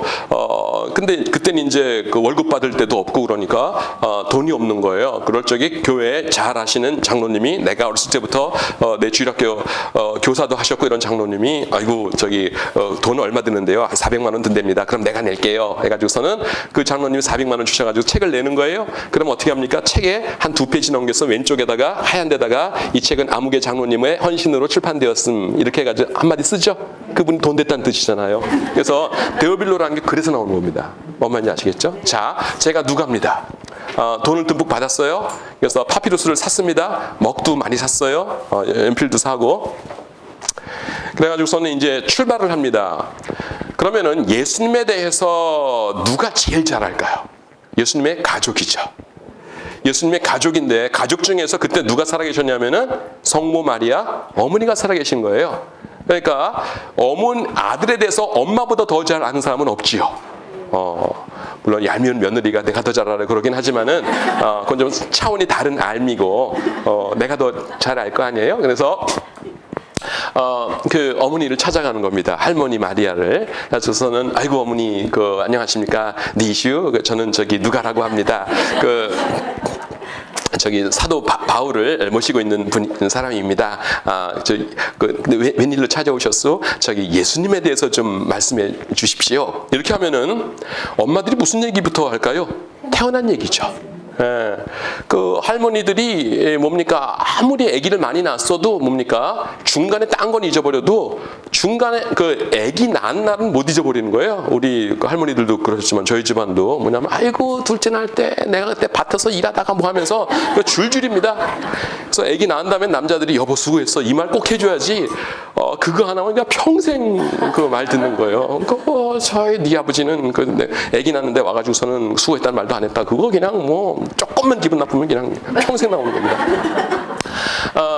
그러니까 예수님 아기 시절 얘기가 줄줄이 나오는 겁니다. 그래서 우리 친척 중에 엘리사벳 분이 계셨어요. 근데 그분 남편이 사가랴라는 분인데 제사장이셨어요. 그래서 성전에 가셨는데 가브리엘이 나타나가지고 어쩌고 저쩌고 그래가지고 그런데 또 나한테 그 가브리엘이 또 나타났어요. 그래가지고서는 주의 계집종이니 주의 뜻이 이루어지리다 하면서 내가 됐는데 창피하잖아요. 그래서 얼른 내가 엘리사벳에게 가가지고선 갔더니만은 엘리사벳께서 나를 보시더니 내 주의 어머니의 음성을 들으며 복중의 아이가 뛰노는도다 그러면서 대화가 시작됐어요. 그러면서 어쩌고 하면서 그 얘기가 나오는 겁니다. 그래가지고요 여러분들 지금 탄생 이야기라고 해가지고서는 마태복음과 누가복음에 2개 있다고 하지만은 2개에 있는 거가요 겹치질 않습니다. 여러분 잘 생각해 보세요. 마태복음에 있는 이야기는요 탄생 이야기라고 하더라도 이게 널리 알려진 이야기입니다. 마태복음에 무슨 얘기 나옵니까? 동방박사 얘기 나오죠. 자, 동방박사들이 와가지고서는 헤롯 왕궁에 들어갑니다. 그러면 복장이 달랐을 거예요. 그러니까 뭐야 저 사람들 뭐야 동방에서 멀리서 온 사람들이래 그 복장 희한하네 그러면서 여러 사람들 앞에서 그래서 헤롯이 해가지고서는 웬일이슈 했더니만은 유대인의 왕으로 나신 이가 어디 계시뇨? 우리가 그의 별을 보고 경배하러 왔노라 그러죠. 그 다음에 어떻게 나와요? 이 말을 한죠. 헤롯과 온 예루살렘이 듣고 소동한지라 이렇게 나오죠. 예.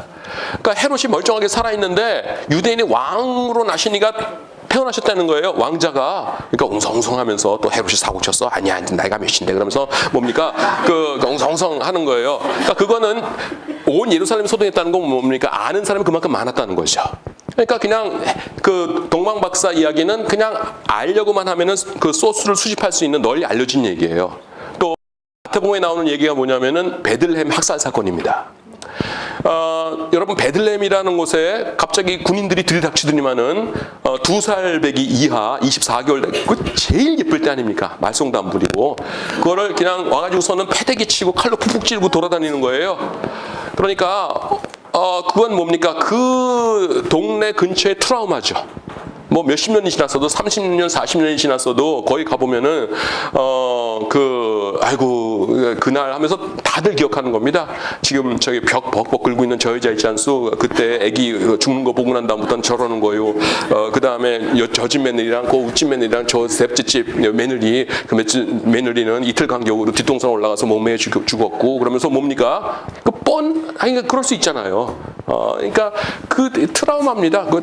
널리 알려진 얘기예요. 그러니까 탄생 이야기 좀 써야지 하면은 마태가 쉽게 쓸 수 있는 얘기입니다. 하지만요, 누가복음에 있는 얘기들은요, 성모 마리아, 예수님의 어머니 마리아의 입을 통하지 않고는 아무도 모를 얘기입니다. 집안 얘기예요. 엘리사벳과 그 마리아가 대화하는 장면 나오죠? 그 방 안에 누가 있어요? 그 여자들 방입니다. 옛날에 남녀가 유별했어요. 그래서 엘리사벳과 마리아 둘밖에 없는 겁니다. 그래서 하다가 아이고 그때 엘리사벳이랑 대화하고 있는데 갑자기 내가 성령에 감동돼 가지고서는 시심이 떠오르지 않겠소? 내가 문학소녀였다고 그래서 그때 시를 썼다고. 아이고 어머니 그 시 혹시 지금 기억하시나요? 기억은 못하지만 써둔 거 지금 있어. 좀 가져와 주시겠어요? 기다리시구랴. 하면서 다락방에 이렇게 올라가 가지고서는 그 마리아가 쭉쭉쭉쭉 꺼내 가지고서는 이렇게 하면서 보여줍니다. 그러면은 아이고. 내가 처녀 시절에는 참 글씨도 참 곱게 썼지요. 그때 예수님 뵈셨잖아요. 처녀 아니었잖아요. 그래도 처녀였어. 그러면서 헷갈리네요. 그러면서 뭡니까? 아이고 어머니 이거 좀 제가 베껴 가도 될까요? 아이고 그러시구려 해가지고서는 그걸 베낀 거예요. 거의 그래가지고서는 누가복음 2장에 보면은 마리아 손가 2개 나오죠. 그걸 누구한테 받았겠어요? 마리아밖에는 소스가 없는 겁니다. 소스가. 그러니까 그리고 누가복음에 나오는 또 다른 얘기가 뭐예요? 그 지경의 목자들이 자기 양떼를 지키던 이렇게 나오죠.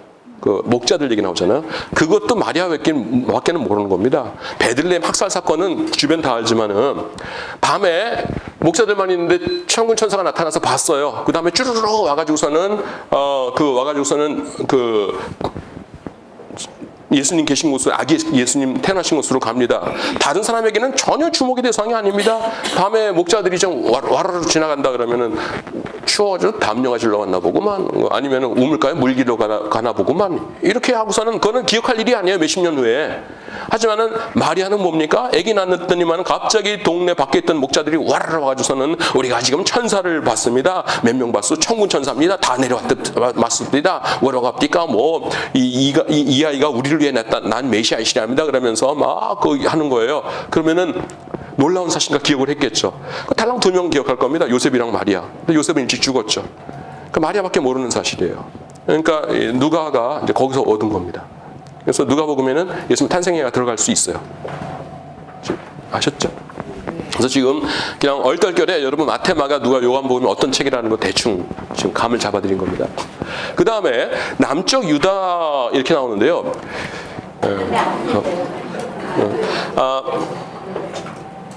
요한복음의 특징이 뭐냐면은 아까 말씀드렸다시피 제일 마지막에 쓰여진 거예요.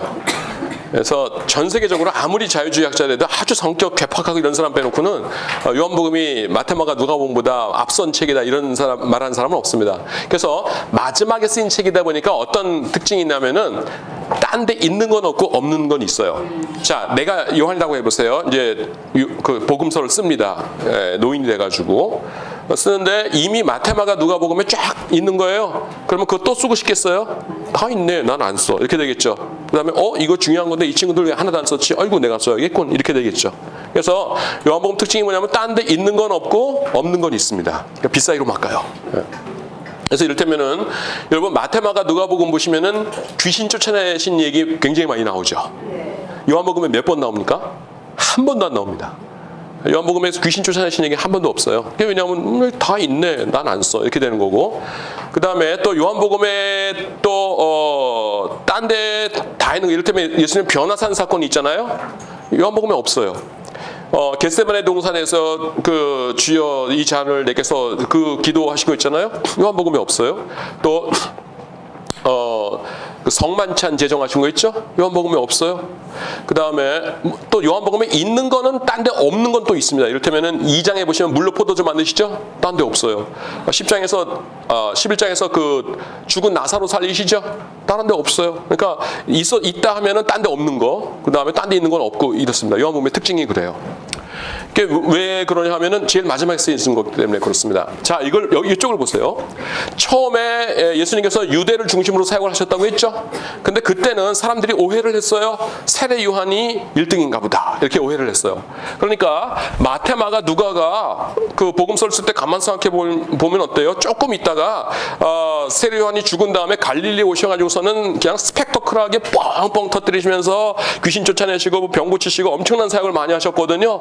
1인 1인자로서 혼자서 그냥 동무대로서 그럼 그걸 쓰지 그 전에 사람들이 2인자 취급했던 시대 얘기를 왜 써? 나는 안 쓴다고 전해라. 나도 안 쓴다. 해가지고서는 없는 거예요. 그래서 뻥 비고서는 갈릴리 하면서 쫙 써놓은 거예요. 근데 요한이 보니까 이 친구들 보기에 처음에 유대 지역에서도 많은 일이 있었는데 하나도 안 써놨군. 그래? 그럼 내가 써야겠군 하면서 쓰는 겁니다. 그 다음에 이제 그 북쪽으로 올라가신 다음에 갈릴리를 보니까 갈릴리에서 여러 가지 일들을 하셨는데 그때 갈릴리에만 계신 거 아니죠. 지금 지도 지어버렸는데 1년에 최소한 한 3번씩은 남쪽 예루살렘에 오셨다고 했죠. 네, 그래서 남쪽에 오셔가지고 사역을 하셨어요. 사역을 하셨는데 그 마테마가 누가복음에서는 북쪽에서 사역한 것만 잔뜩 써놓은 겁니다. 그래서 이 친구들 보기에 그 예루살렘에서도 일 여러 가지 하셨는데 왜 안 쓴 거야? 그건 내가 써야겠군 하면서 시기적으로는 같은 시기인데 예루살렘에서 있었던 일을 요한복음이 적고 있어요. 여러분 죄송합니다. 성경 좀 잠깐 좀 봐도 되겠죠? 그래서 북쪽으로 올라가신 것이 요한복음 4장이라고 했어요. 근데 요한복음 4장 마지막에 보시면은요, 왕의 신하의 아들 하나 고쳐주시죠. 그래서 마테마가 누가복음에서는 갈릴리에서 이런 일을 하신 거가 나오는데 요한복음에는 뭐가 나오나고 우리가 궁금한데 5장 딱 보면 5장 1절에서 이렇게 나옵니다. 그 후에 유대인의 명절이 되어 예수께서 예루살렘에 올라가시냐. 기껏 갈릴리로 올라가셨다고 해놓고서는 5장 딱 되면은 예루살렘이에요. 명절이라고. 그래서 5장, 6장, 7장, 7장에서 잠깐 갈릴리 얘기 나오고 5, 6, 7, 8, 9, 10이 거의 다가 배경이 어디냐면은 남쪽 예루살렘입니다. 그게 왜 그러냐면은 요 시기에 있어서 그 요한복음은 딴 데 안 쓴 걸 써야 되니까 그래요. 그 다음에 다른 사람들과는 달리 그 누가복음에는요, 이 동쪽 천천히 여행하셨다고 했죠. 그 얘기가 나옵니다. 그 왜 나오냐면은 이 누가가 이방인입니다. 여러분 그 백악관 대변인이 매일 브리핑을 쏟아냅니다. 매일 막 쏟아내는데 우리나라 뉴스에 나오는 거는 그 한국에 대해서 혹은 북한에 대해서 뭐 오바마 대통령이 뭐라고 얘기했답니다. 백악관 대변인이 뭐라고 얘기했습니다. 그건 나와도 짐바브웨에 대해서 뭐라고 얘기했습니다. 코스타리카에 대해서 뭐라고 했으면 우리는 얘기 안 합니다. 뭐 별 관심이 없으니까. 마찬가지로 유대인들은 이방인 지역에서 예수님께서 사역하신 것에 대해서 그냥 시큰둥한 거예요. 근데 누가는 자기가 이방인이니까 예수님께서 이방인 지역에서 무슨 일을 하셨나에 대해서 굉장한 관심이 있는 겁니다. 그래서 이 동쪽 대거벌리 지역 여행하시는 거 그거를 집중적으로 씁니다. 9장에서 14장까지 9, 10, 11, 12, 13, 14, 9, 10, 11, 12, 13, 14 거의 한 6장, 대여섯 장 정도를 할애해요. 누가복음에. 그래서 이를테면은 그 귀신 들린 거라사 지역에 귀신 들린 사람 쫓아내셔가지고선 돼지 2,000마리가 물에 몰사했다 뭐 이런 거 있죠. 누가복음에만 나옵니다. 거기가 돼지가 왜 등장해요? 이방인 지역이기 때문에. 유대인들은 돼지 안 먹습니다. 또 10명의 문둥병자들 고쳐주셨잖아요. 문둥병자들은 그 메인 그 이스라엘 안에서는 못 살았어요. 그러니까 그 외지에서 살았던 것이죠. 10명의 문둥병자들 해서 예수님께서 나머지 9은 어디 있느냐 그 얘기 누가복음에만 나오는 겁니다. 그러니까 그런 얘기들이 여기만 나와요. 그리고 나머지는 이제 부활승천하신 건 여기 다 나옵니다. 사도 바울로 갑니다.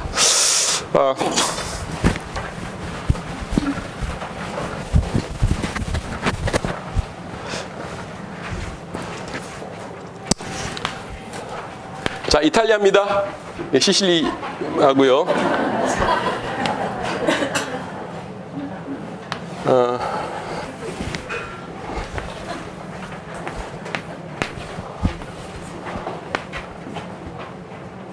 좀 이상하긴 하지만 이렇게 대충 그립니다.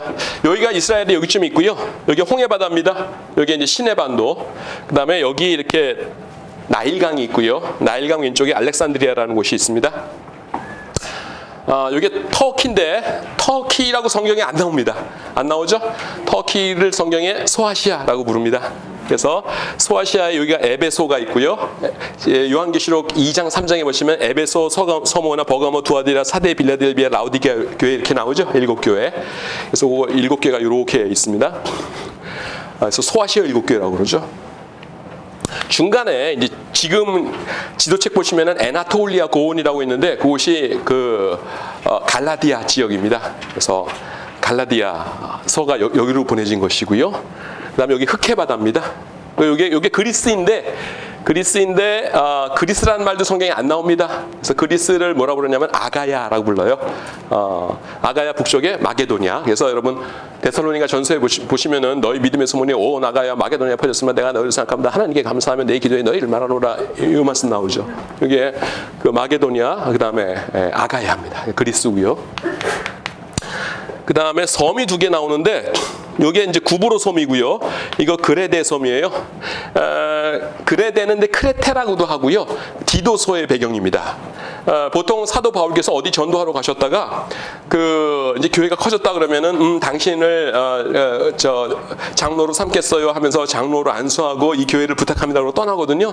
근데 그레데 섬에 가가지고서는 그 교회는 세웠는데 아무리 봐도 장로감이 없는 거예요. 그래서 이제 빨리 가서 딴 데는 또 가긴 가야 되는데 그래서 할 수 없다. 디도야, 네가 여기 남도록 하여라. 그 교회를 잘 다스리도록 하여라. 그러고 왔어요. 그래서 나온 다음에 보니까 불안해요. 이 친구 젊은 친구가 잘하고 있나 해가지고서는 그 집사님 뽑을 때 됐지. 집사의 자격은 이러하고 하면서 그 코치하는 편지를 보냅니다. 그게 뭐예요?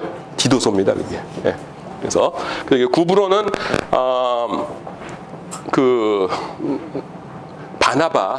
바나바의 고향입니다. 그래서 1차 전도행을 갔었고요. 그래서 근데 이게 그레데 구브로인데 좀 헷갈리죠. 그래서 뭐가 구브로인지 모르겠는데 어떻게 외우시면 되냐면은 여기가 그리스죠. 예, 그리스 밑에 있는 거가 그레데입니다. 그 똑같아요. 예. 그리고 여기 보시면 여기 보시면 해안선이 이렇게 구부러져 있죠. 예, 그래서 구부러진 해안선 앞에 있는 섬이 구브로입니다. 예, 그래서 구브로, 네, 그레데 그렇게 외우시면 되고요.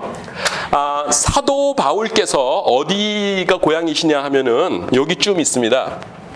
여기쯤에 길리기아 다소라는 곳이에요. 길리기아라는 것은 지역명이고요. 영어로 province. 그 다음에 다소는 도시 이름입니다.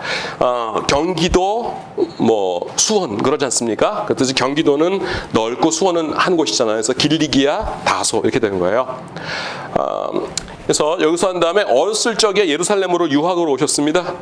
유학으로 오셔가지고 25분 만에 사도 바울을 다 할 생각을 하니까 웃음이 나와요. 그 다소인데 유학을 왔는데 유대인들의 교육 과정 보시면은 이제 초등학교가 있고요. 이렇게 쉽게 말해서 우리 땐 국민학교라고 그랬는데 그 초등학교 나온 다음에는 이제 각자 직업 전선에 뛰어드는 겁니다. 그러고서는 이 녀석은 진짜 랍비감이야. 이렇게 하면은 이제 공부 더 시키는데 그 고등교육 기간이 13살부터 시작했습니다. 유대인들은. 그래서 아마 13살쯤 됐을 적에 아마 유학 왔을 거다 이렇게 봅니다. 그래서 여기서 사도 바울께서 이제 하시다가 그 다음에는 기독교인들을 핍박하죠. 갑자기 예수라는 사람이 메시아다 그러니까 그건 무슨 소리 그러면서 부르르 떨면서 이제 그 핍박을 합니다. 그래서 여기서 예루살렘 근처에서 막 핍박을 했는데 사람들이 다메섹으로 도망갔어요. 다메섹이 다마스커스입니다. 다마스커스. 그러니까 다마스커스 가가지고도 기독교인들 핍박해야지 하면서 대제사장에게 공문을 받죠. 그래서 그러니까 잡을 수 있는 워런티를 달라는 겁니다. 체포 영장. 그래서 그걸 가지고서는 쫄래쫄래 가다가 예수님을 만나죠. 환한 빛이 비치고 가시체를 뒷발질하기가 네게 고생이니나 이러면서 예수님을 만납니다. 그래가지고서는 뭐지 하고 있는데 거기서 또 아나니아라고 하는 사람에게 예수님께서 나타나십니다. 나타나셔가지고서는 그 안수해줘라 해가지고 비늘 같은 것이 벗어져요. 그런 다음에 거기서 전도하기 시작을 합니다. 전도하고 시작해가지고서는 예루살렘에 옵니다. 빠르죠? 예루살렘에 와가지고 이제 그 사도들에게 이제 교제 약수를 나누려고 하는 거예요. 나 이제 예수 믿는 사람임, 같이 만납시다 이렇게 하니까 사도들이 안 만나줍니다. 그걸 어떻게 믿어요? 그래서 사도들이 우르르 모였는데 뭐였지? 여러분들 서갔지? 그러면서 호루라기 획 부니까 갑자기 사방에서 그 사복경찰들이 나타나가지고서는 일망타진. 그러면은 기독교 지도 다 체포되는 거잖아요. 그래서 못 믿겠음 나는 안 만나기로 결심했음 이렇게 하는데 중간 다리를 놔주는 것이 바나바라는 분입니다. 그래서 진짜예요. 그래가지고서는 그때 이제 교제 약수를 나오는데 이제 찝찝하면서 하는 거죠. 이러면서 어디서 호루라기 안 부나 그러면서 이제 찝찝하게 약수를 하긴 합니다. 그 다음에 이제 여기서 이제 성전 환상이라는 걸 봅니다. 사도 바울께서 고백하시는 거예요. 그래서 이제 내가 이제 이방인의 사도가 되는구나 하면서 그거를 이제 아시는 겁니다. 그 다음에 이제 준비하러 길리기아 다소로 물러가십니다. 길리기아 다소는 툭 하면 가시는데 거기 왜 가시는지 모르겠는데 하여튼 그 고향이니까 아마 그 여행 자금 뭐 필요하면은 뭐 가서 논 좀 팔거나 아니면 친척들에게 500만 원만 보태주세요. 선교 자금 뭐 이러든가. 뭐 하여튼 뭔지 모르지만 하여간 중요한 일 앞두고는 그 길리기아 닿아서 고향에 한 번씩 가세요. 이 사도 바울께서. 그래서 갔다가 그 다음에는 아라비아로 가서 전도 여행을 하십니다. 요때 이야기가 그 갈라디아서에 나오는데요. 갈라디아서 1장 16절 보시면은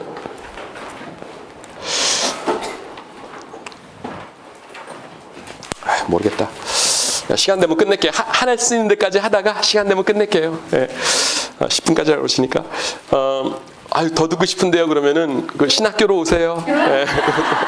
그래서 그 강의 들으시면서 내가 이제 노후에 무슨 일을 하면서 시간을 보냈지 하나님께 기도드렸었는데 하나님이 이끄시는 거가 이건 것 같아. 이런 분들은 그냥 신학교 오시면 됩니다. 그럼 내내 그 공부하시는 거예요. 그 대신 명심하세요. 그 시험과 리포트가 있어요. 자, 1장 16절 봅니다. 16절. 그 아들을 갈라디아서입니다. 이방에 전하기 위하여 그를 내 속에 나타내시기를 기뻐하실 때에 내가 곧 혈육과 의논하지 아니하고 또 나보다 먼저 사도된 자들을 만나려고 예루살렘으로 가지 아니하고 오직 아라비아로 갔다가 다시 다메섹으로 돌아간노라. 이렇게 나옵니다. 여기 보시면은 자, 이방인의 사도로 부르심을 받았죠. 이방에 나타나기를 할 적에 그때 내가 곧 혈육과 의논하지 아니하고라고 그래요. 여기서 혈육이라는 것이 친척을 말하는 것이 아니라 유대인 동족을 말합니다. 유대인 동족. 그런데 여러분 요거는 요 부분은요. 사도행전하고 이제 연관해서 보셔야 되는데 사도행전에서 사도 바울께서 그 예수님 만나는 곳이 어디 몇 장에 등장하냐면은 9장에 등장하거든요. 9장에서 환한 빛. 그 사건 나와요. 다메섹. 근데 그 다음 장인 10장에 보면은 무슨 장면이 나오냐면은 사도 베드로께서 기도하시다가 하늘에서 보자기 3번 왔다 갔다 하는 그 사건 나옵니다.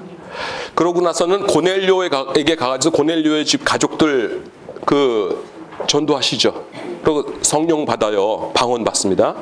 그 다음에 그 12장 앞에 쪽 보시면은 그 예루살렘 교인들이 어이구 단기 선교 다녀오셨어요. 수고하셨습니다 하면서 박수 쳐주냐? 아니에요. 네가 이방인의 집에 들어서 함께 먹었도다 하면서 힐난해요.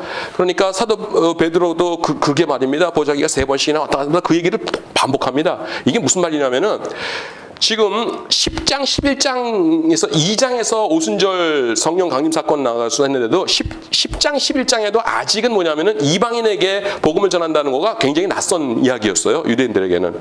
그 예수님은 그 유대인들을 위한 메시아이시다 이렇게 생각을 했다는 거예요. 그래서 그거를 깨기 위해서 교회 수장이었던 베드로에게조차도 그 보자기가 3번씩이나 왔다리 갔다리 이것이 필요했다는 겁니다. 그런데 사도 바울이 그 이방인의 사도로 부름받은 것이 딱 그때예요. 갈라디아서에 나온 거가.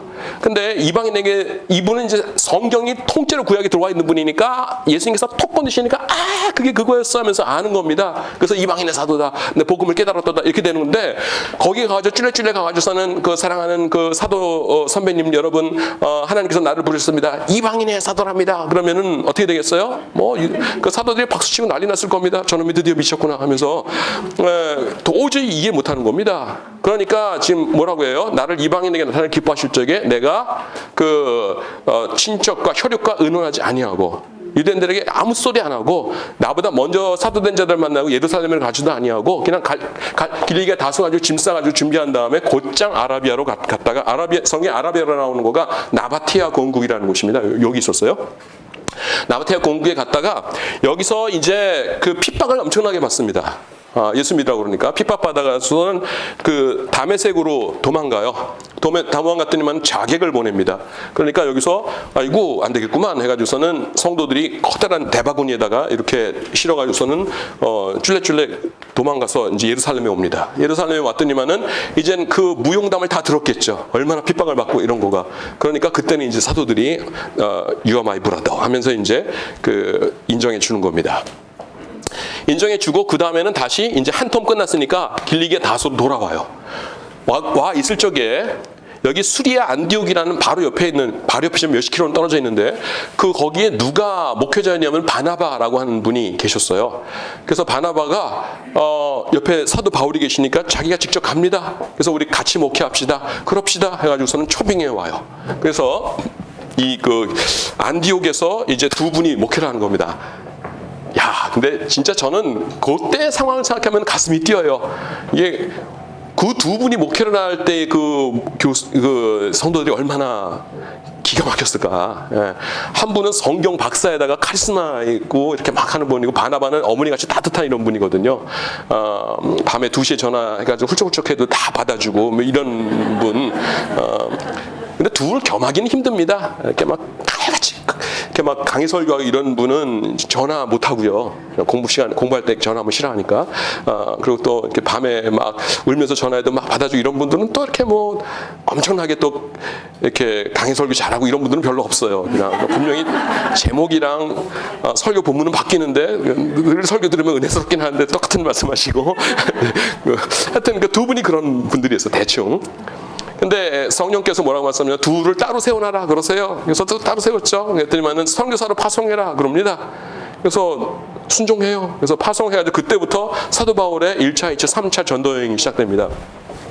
1차 전도 여행과 2차 전도 여행과 3차 전도 여행의 특징이 뭐냐면은 1차는 소규모고요.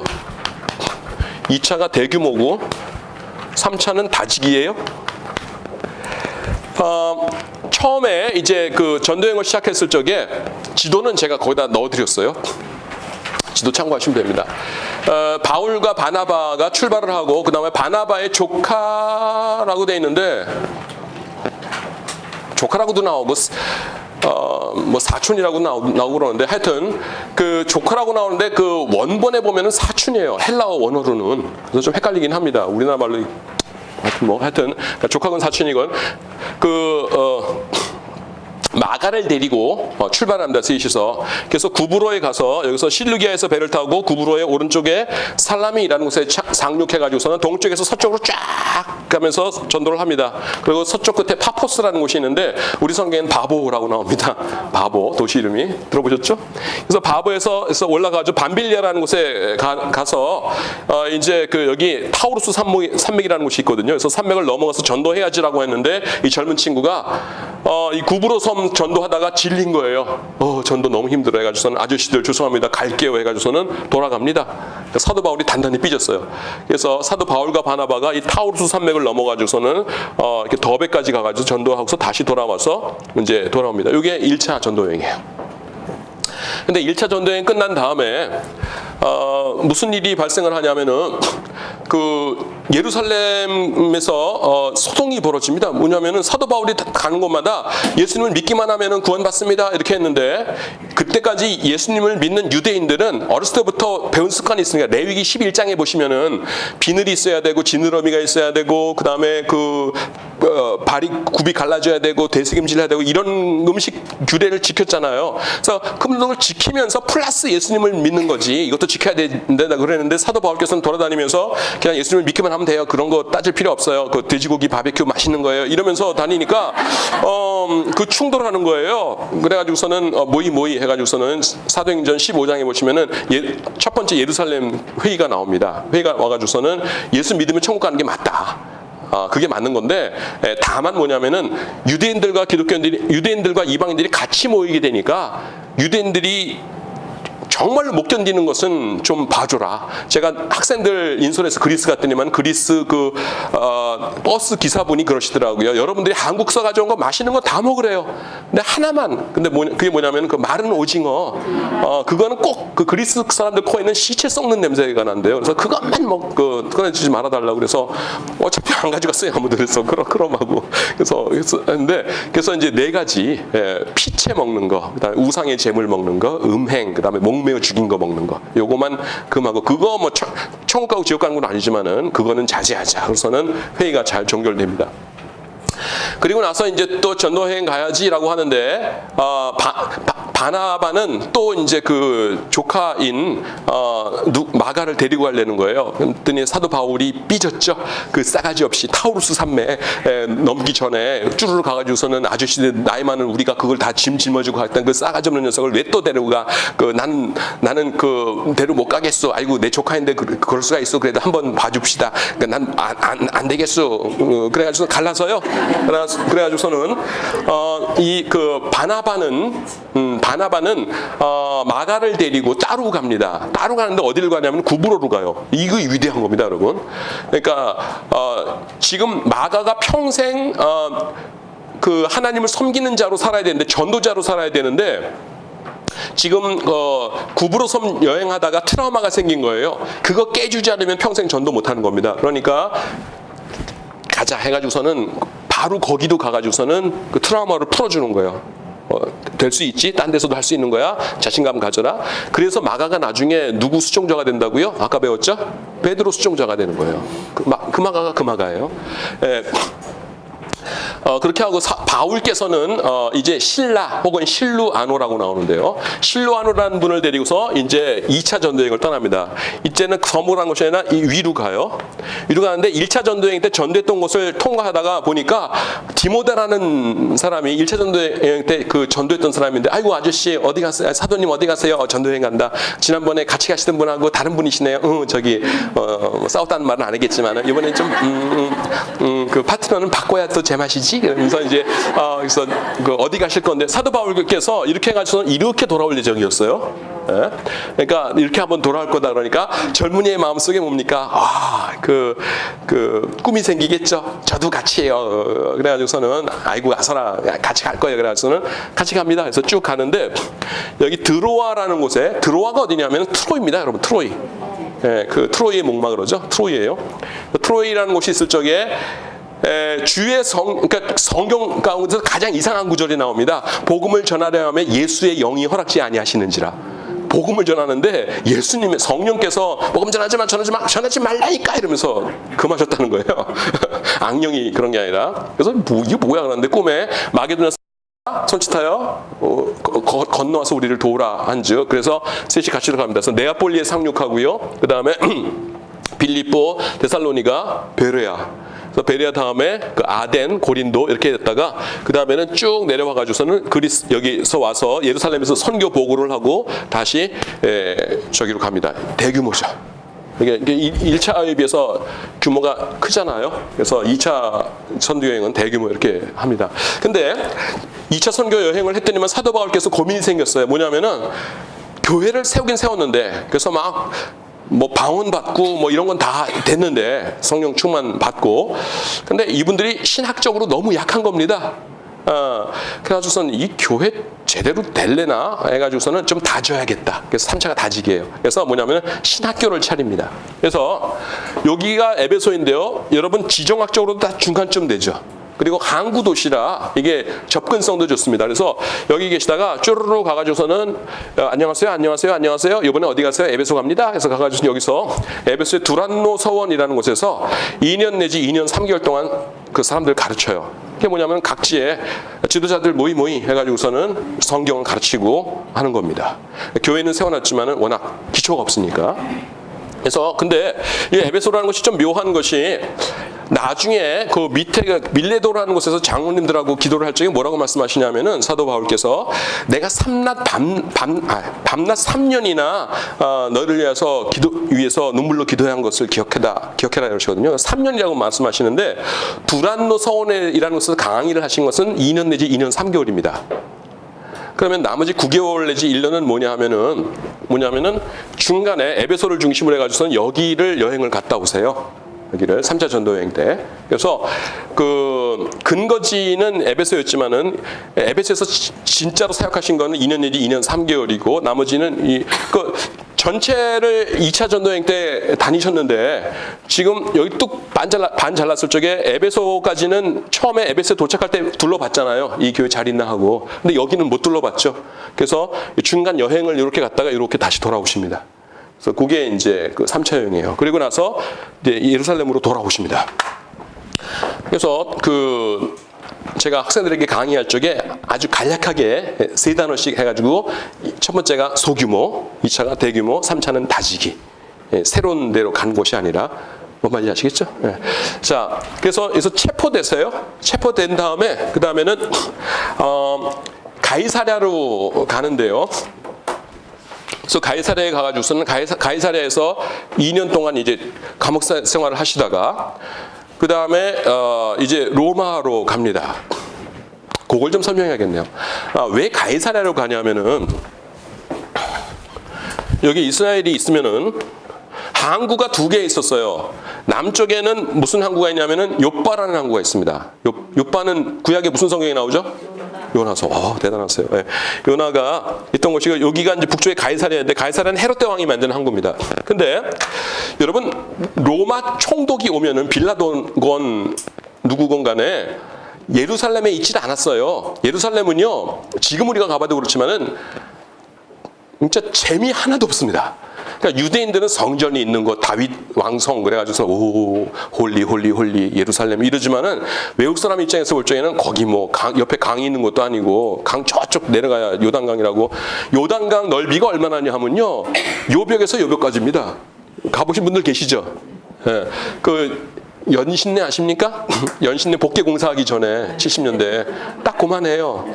제가 가련 초등학교 나왔어요. 그래서 그냥 그러니까 재미없어요. 근데 그러니까 가이사랴는 저도 가봤지만은 그 지중해 옆에 큰 항구에다가 옆에 전차 경주장 있고 배너에 나오는 것 같은 그리고 옆에 이렇게 막 원뿔형 음악당도 있고 굉장히 놀기 좋습니다. 그러니까 총독들이 부임하면은 가이사랴에 있다가 그 예루살렘에는 언제 가냐면 3대 절기 때. 왜냐하면 그때 치안이 불안해지거든요. 갑자기 수십만 명이 몰리니까. 그래서 군대를 평소 때는 천부장이 로마 군인 한 1000명만 주둔하면서 치안을 유지하다가 그 다음에는 이제 그 3대 절기가 됐다면은 자 우리 예루살렘에 가서 치안을 유지하고 앞으로 이거 어떨 해가지고서는 곳곳마다 지키면서 조용히 있다들 가라 혼난다 하면서 이렇게 있다가 그 다음에 집으로 다 흩어지고 다시 예루살렘이 한산해지면 우리도 집에 가자 하면서 가이사랴로 오고 그랬던 거예요. 예. 그래서 사도 바울이 체포되실 적에 천부장이 구해내죠. 예루살렘에서. 그리고 나서는 가이사랴로 보내잖아요. 벨릭스에게. 벨릭스. 왜 그러냐면은 거기 있는 겁니다. 원래 그 총독들이 집무실이 가이사랴에 있었어요. 예수님께서 근데 십자가 못 박히실 적에는 빌라도가 예루살렘에 있잖아요. 그거는 왜 거기 있냐면 지금 6월절이에요. 6월절이니까 와 있었던 거지 거기 1년 내에 있었던 것이 아니에요. 네? 그래서 그 벨릭스에게로 갑니다. 가가지고서는 있다가 그 다음에는 그 풀어주자니 죽이려고 그러고 그 다음에 또 죽이자니 뭐 죄는 없고 그러니까 이제 감옥생활 아닌 감옥생활을 2년 동안 놔두는 겁니다. 그것은 알아두셔야 될 게 또 뭐냐면은 우리나라 조선시대 법도 그렇고 참고로 제가 그 법대 출신입니다. 이래봬도 학부 때는 법학을 했어요. 그러니까 우리나라 조선시대 법도 그렇고 고대 로마 법도 그렇고 징역형이라는 건 없어요. 그러니까 우리 생각에는 아이고 2년 동안 억울하게 같이 했었네라고 하지만은 로마 법에 따르자면은 형벌을 내린다는 것은 뭐 매를 때리거나 뭐 손을 잘라버리거나 아니면 죽여버리거나 이래야 형벌이지 아무런 그런 건 없이 그냥 방구석에다가 2년 동안 가만 놔뒀다 그러면 아직 아무 형벌도 안 내린 겁니다. 우리가 볼 때는 억울한데 옛날에는 하여간 그랬어요. 조선시대 때도 그랬고.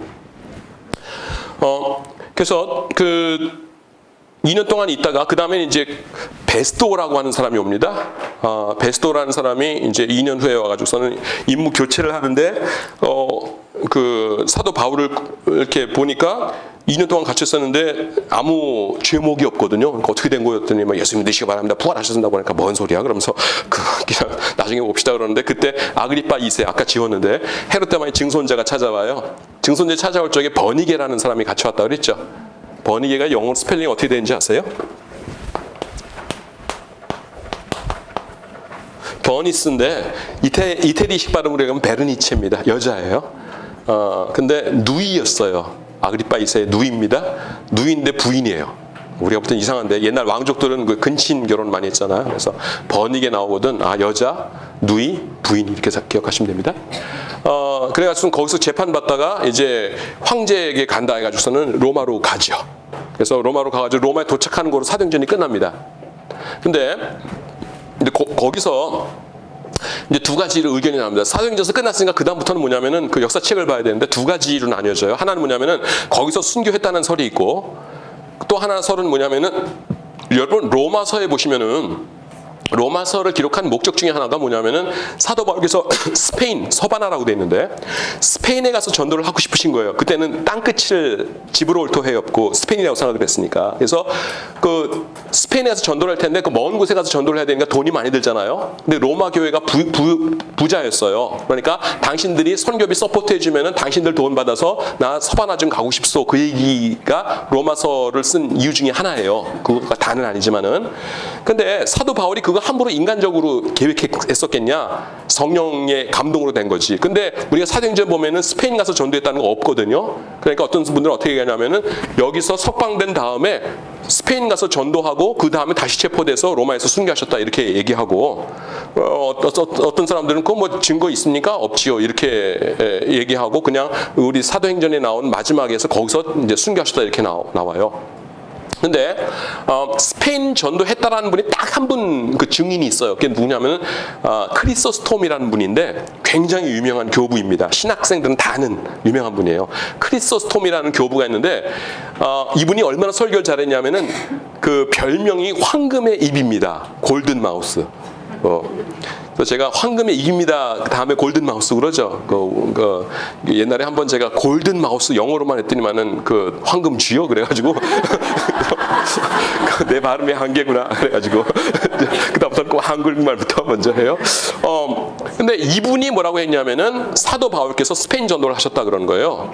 근데 문제가 있습니다. 뭐냐면은 달랑 그 한 분만 그래요. 그러니까 그분도 한 분하고 그다음에 이를테면은 폴리갑도 그러고 이레네우스도 그러고 한 서너 명만 좀 괜찮은 분들 서너 명만 사도 바울께서 스페인 전도하셨다 그러면은 그 정설이다 이렇게 할 텐데 아무도 얘기를 안 해요. 근데 딱 한 명입니다. 근데 한 명이 좀 이렇게 좀 별 볼 일 없는 사람이 그러면은 에이 헛소리하네 이럴 텐데 엄청난 사람이거든요. 그러니까 이건 무시할 수도 없고 그렇다고 해서 정설로 받아들일 수도 없어요. 그래서 그 신학자들 학계에서는 어떠냐면은 이렇게 모였을 때 이렇게 봐요. 그래 봐가지고 스페인 출신이 있나? 그러니까 스페인 출신들은 죽어도 사도 바울이 자기네 나라 전도했다 그러거든요. 그러니까 스페인 출신이 있으면은 우리 사도 바울께서 스페인 가서 전도하셨을 때 그러면 끄덕끄덕하면서 흐뭇하면서 좋아해요. 이렇게 하고 스페인 사람이 없고 이렇게 다른 나라 사람들만 됐다 그러면은 그거 뭐 스페인 갔다는 얘기는 성경에도 없고 크리스토스는 혼자 얘기한 거고 잘 모르죠. 그러면서 그냥 이렇게 지나갑니다. 그냥 그런 상황이에요. 그 다음에 하여튼 로마에서 이제 목이 잘려서 돌아가시는데 로마에서는 목을 어떻게 치냐면 딱 요만합니다. 돌이 이렇게 있고요. 여기다가 사람이 목을 이렇게 대요. 이게 사람 얼굴입니다. 그래서 여기다가 도끼를 이렇게 쳐가지고서는 딱 쳐가지고서는 여기 이렇게 상처들이 있어요. 여기 쳐가지고서는 순교하십니다. 그래서 뭐 전설에 따르자면은 떨어지면서 예수 그렇게 하셨다고 그러죠. 그래서 거기서 뭐 샘이 흘러났다 그러는데 뭐 샘이 흘러났을지는 모르지만은 지금 가보면 실제로 샘은 있습니다 거기. 근데 그게 사도 바울 때문에 샘이 솟아난 건지 뭐 그 전부터 있었던 건지 모르겠는데 하여튼 요 바위 있는 옆에 샘은 있긴 있어요. 그래서 사도 바울께서 순교를 하십니다. 그래서 AD 64년에서 68년 사이에 네로 황제가 막 핍박을 할 적에 그때 초기에 순교를 하십니다.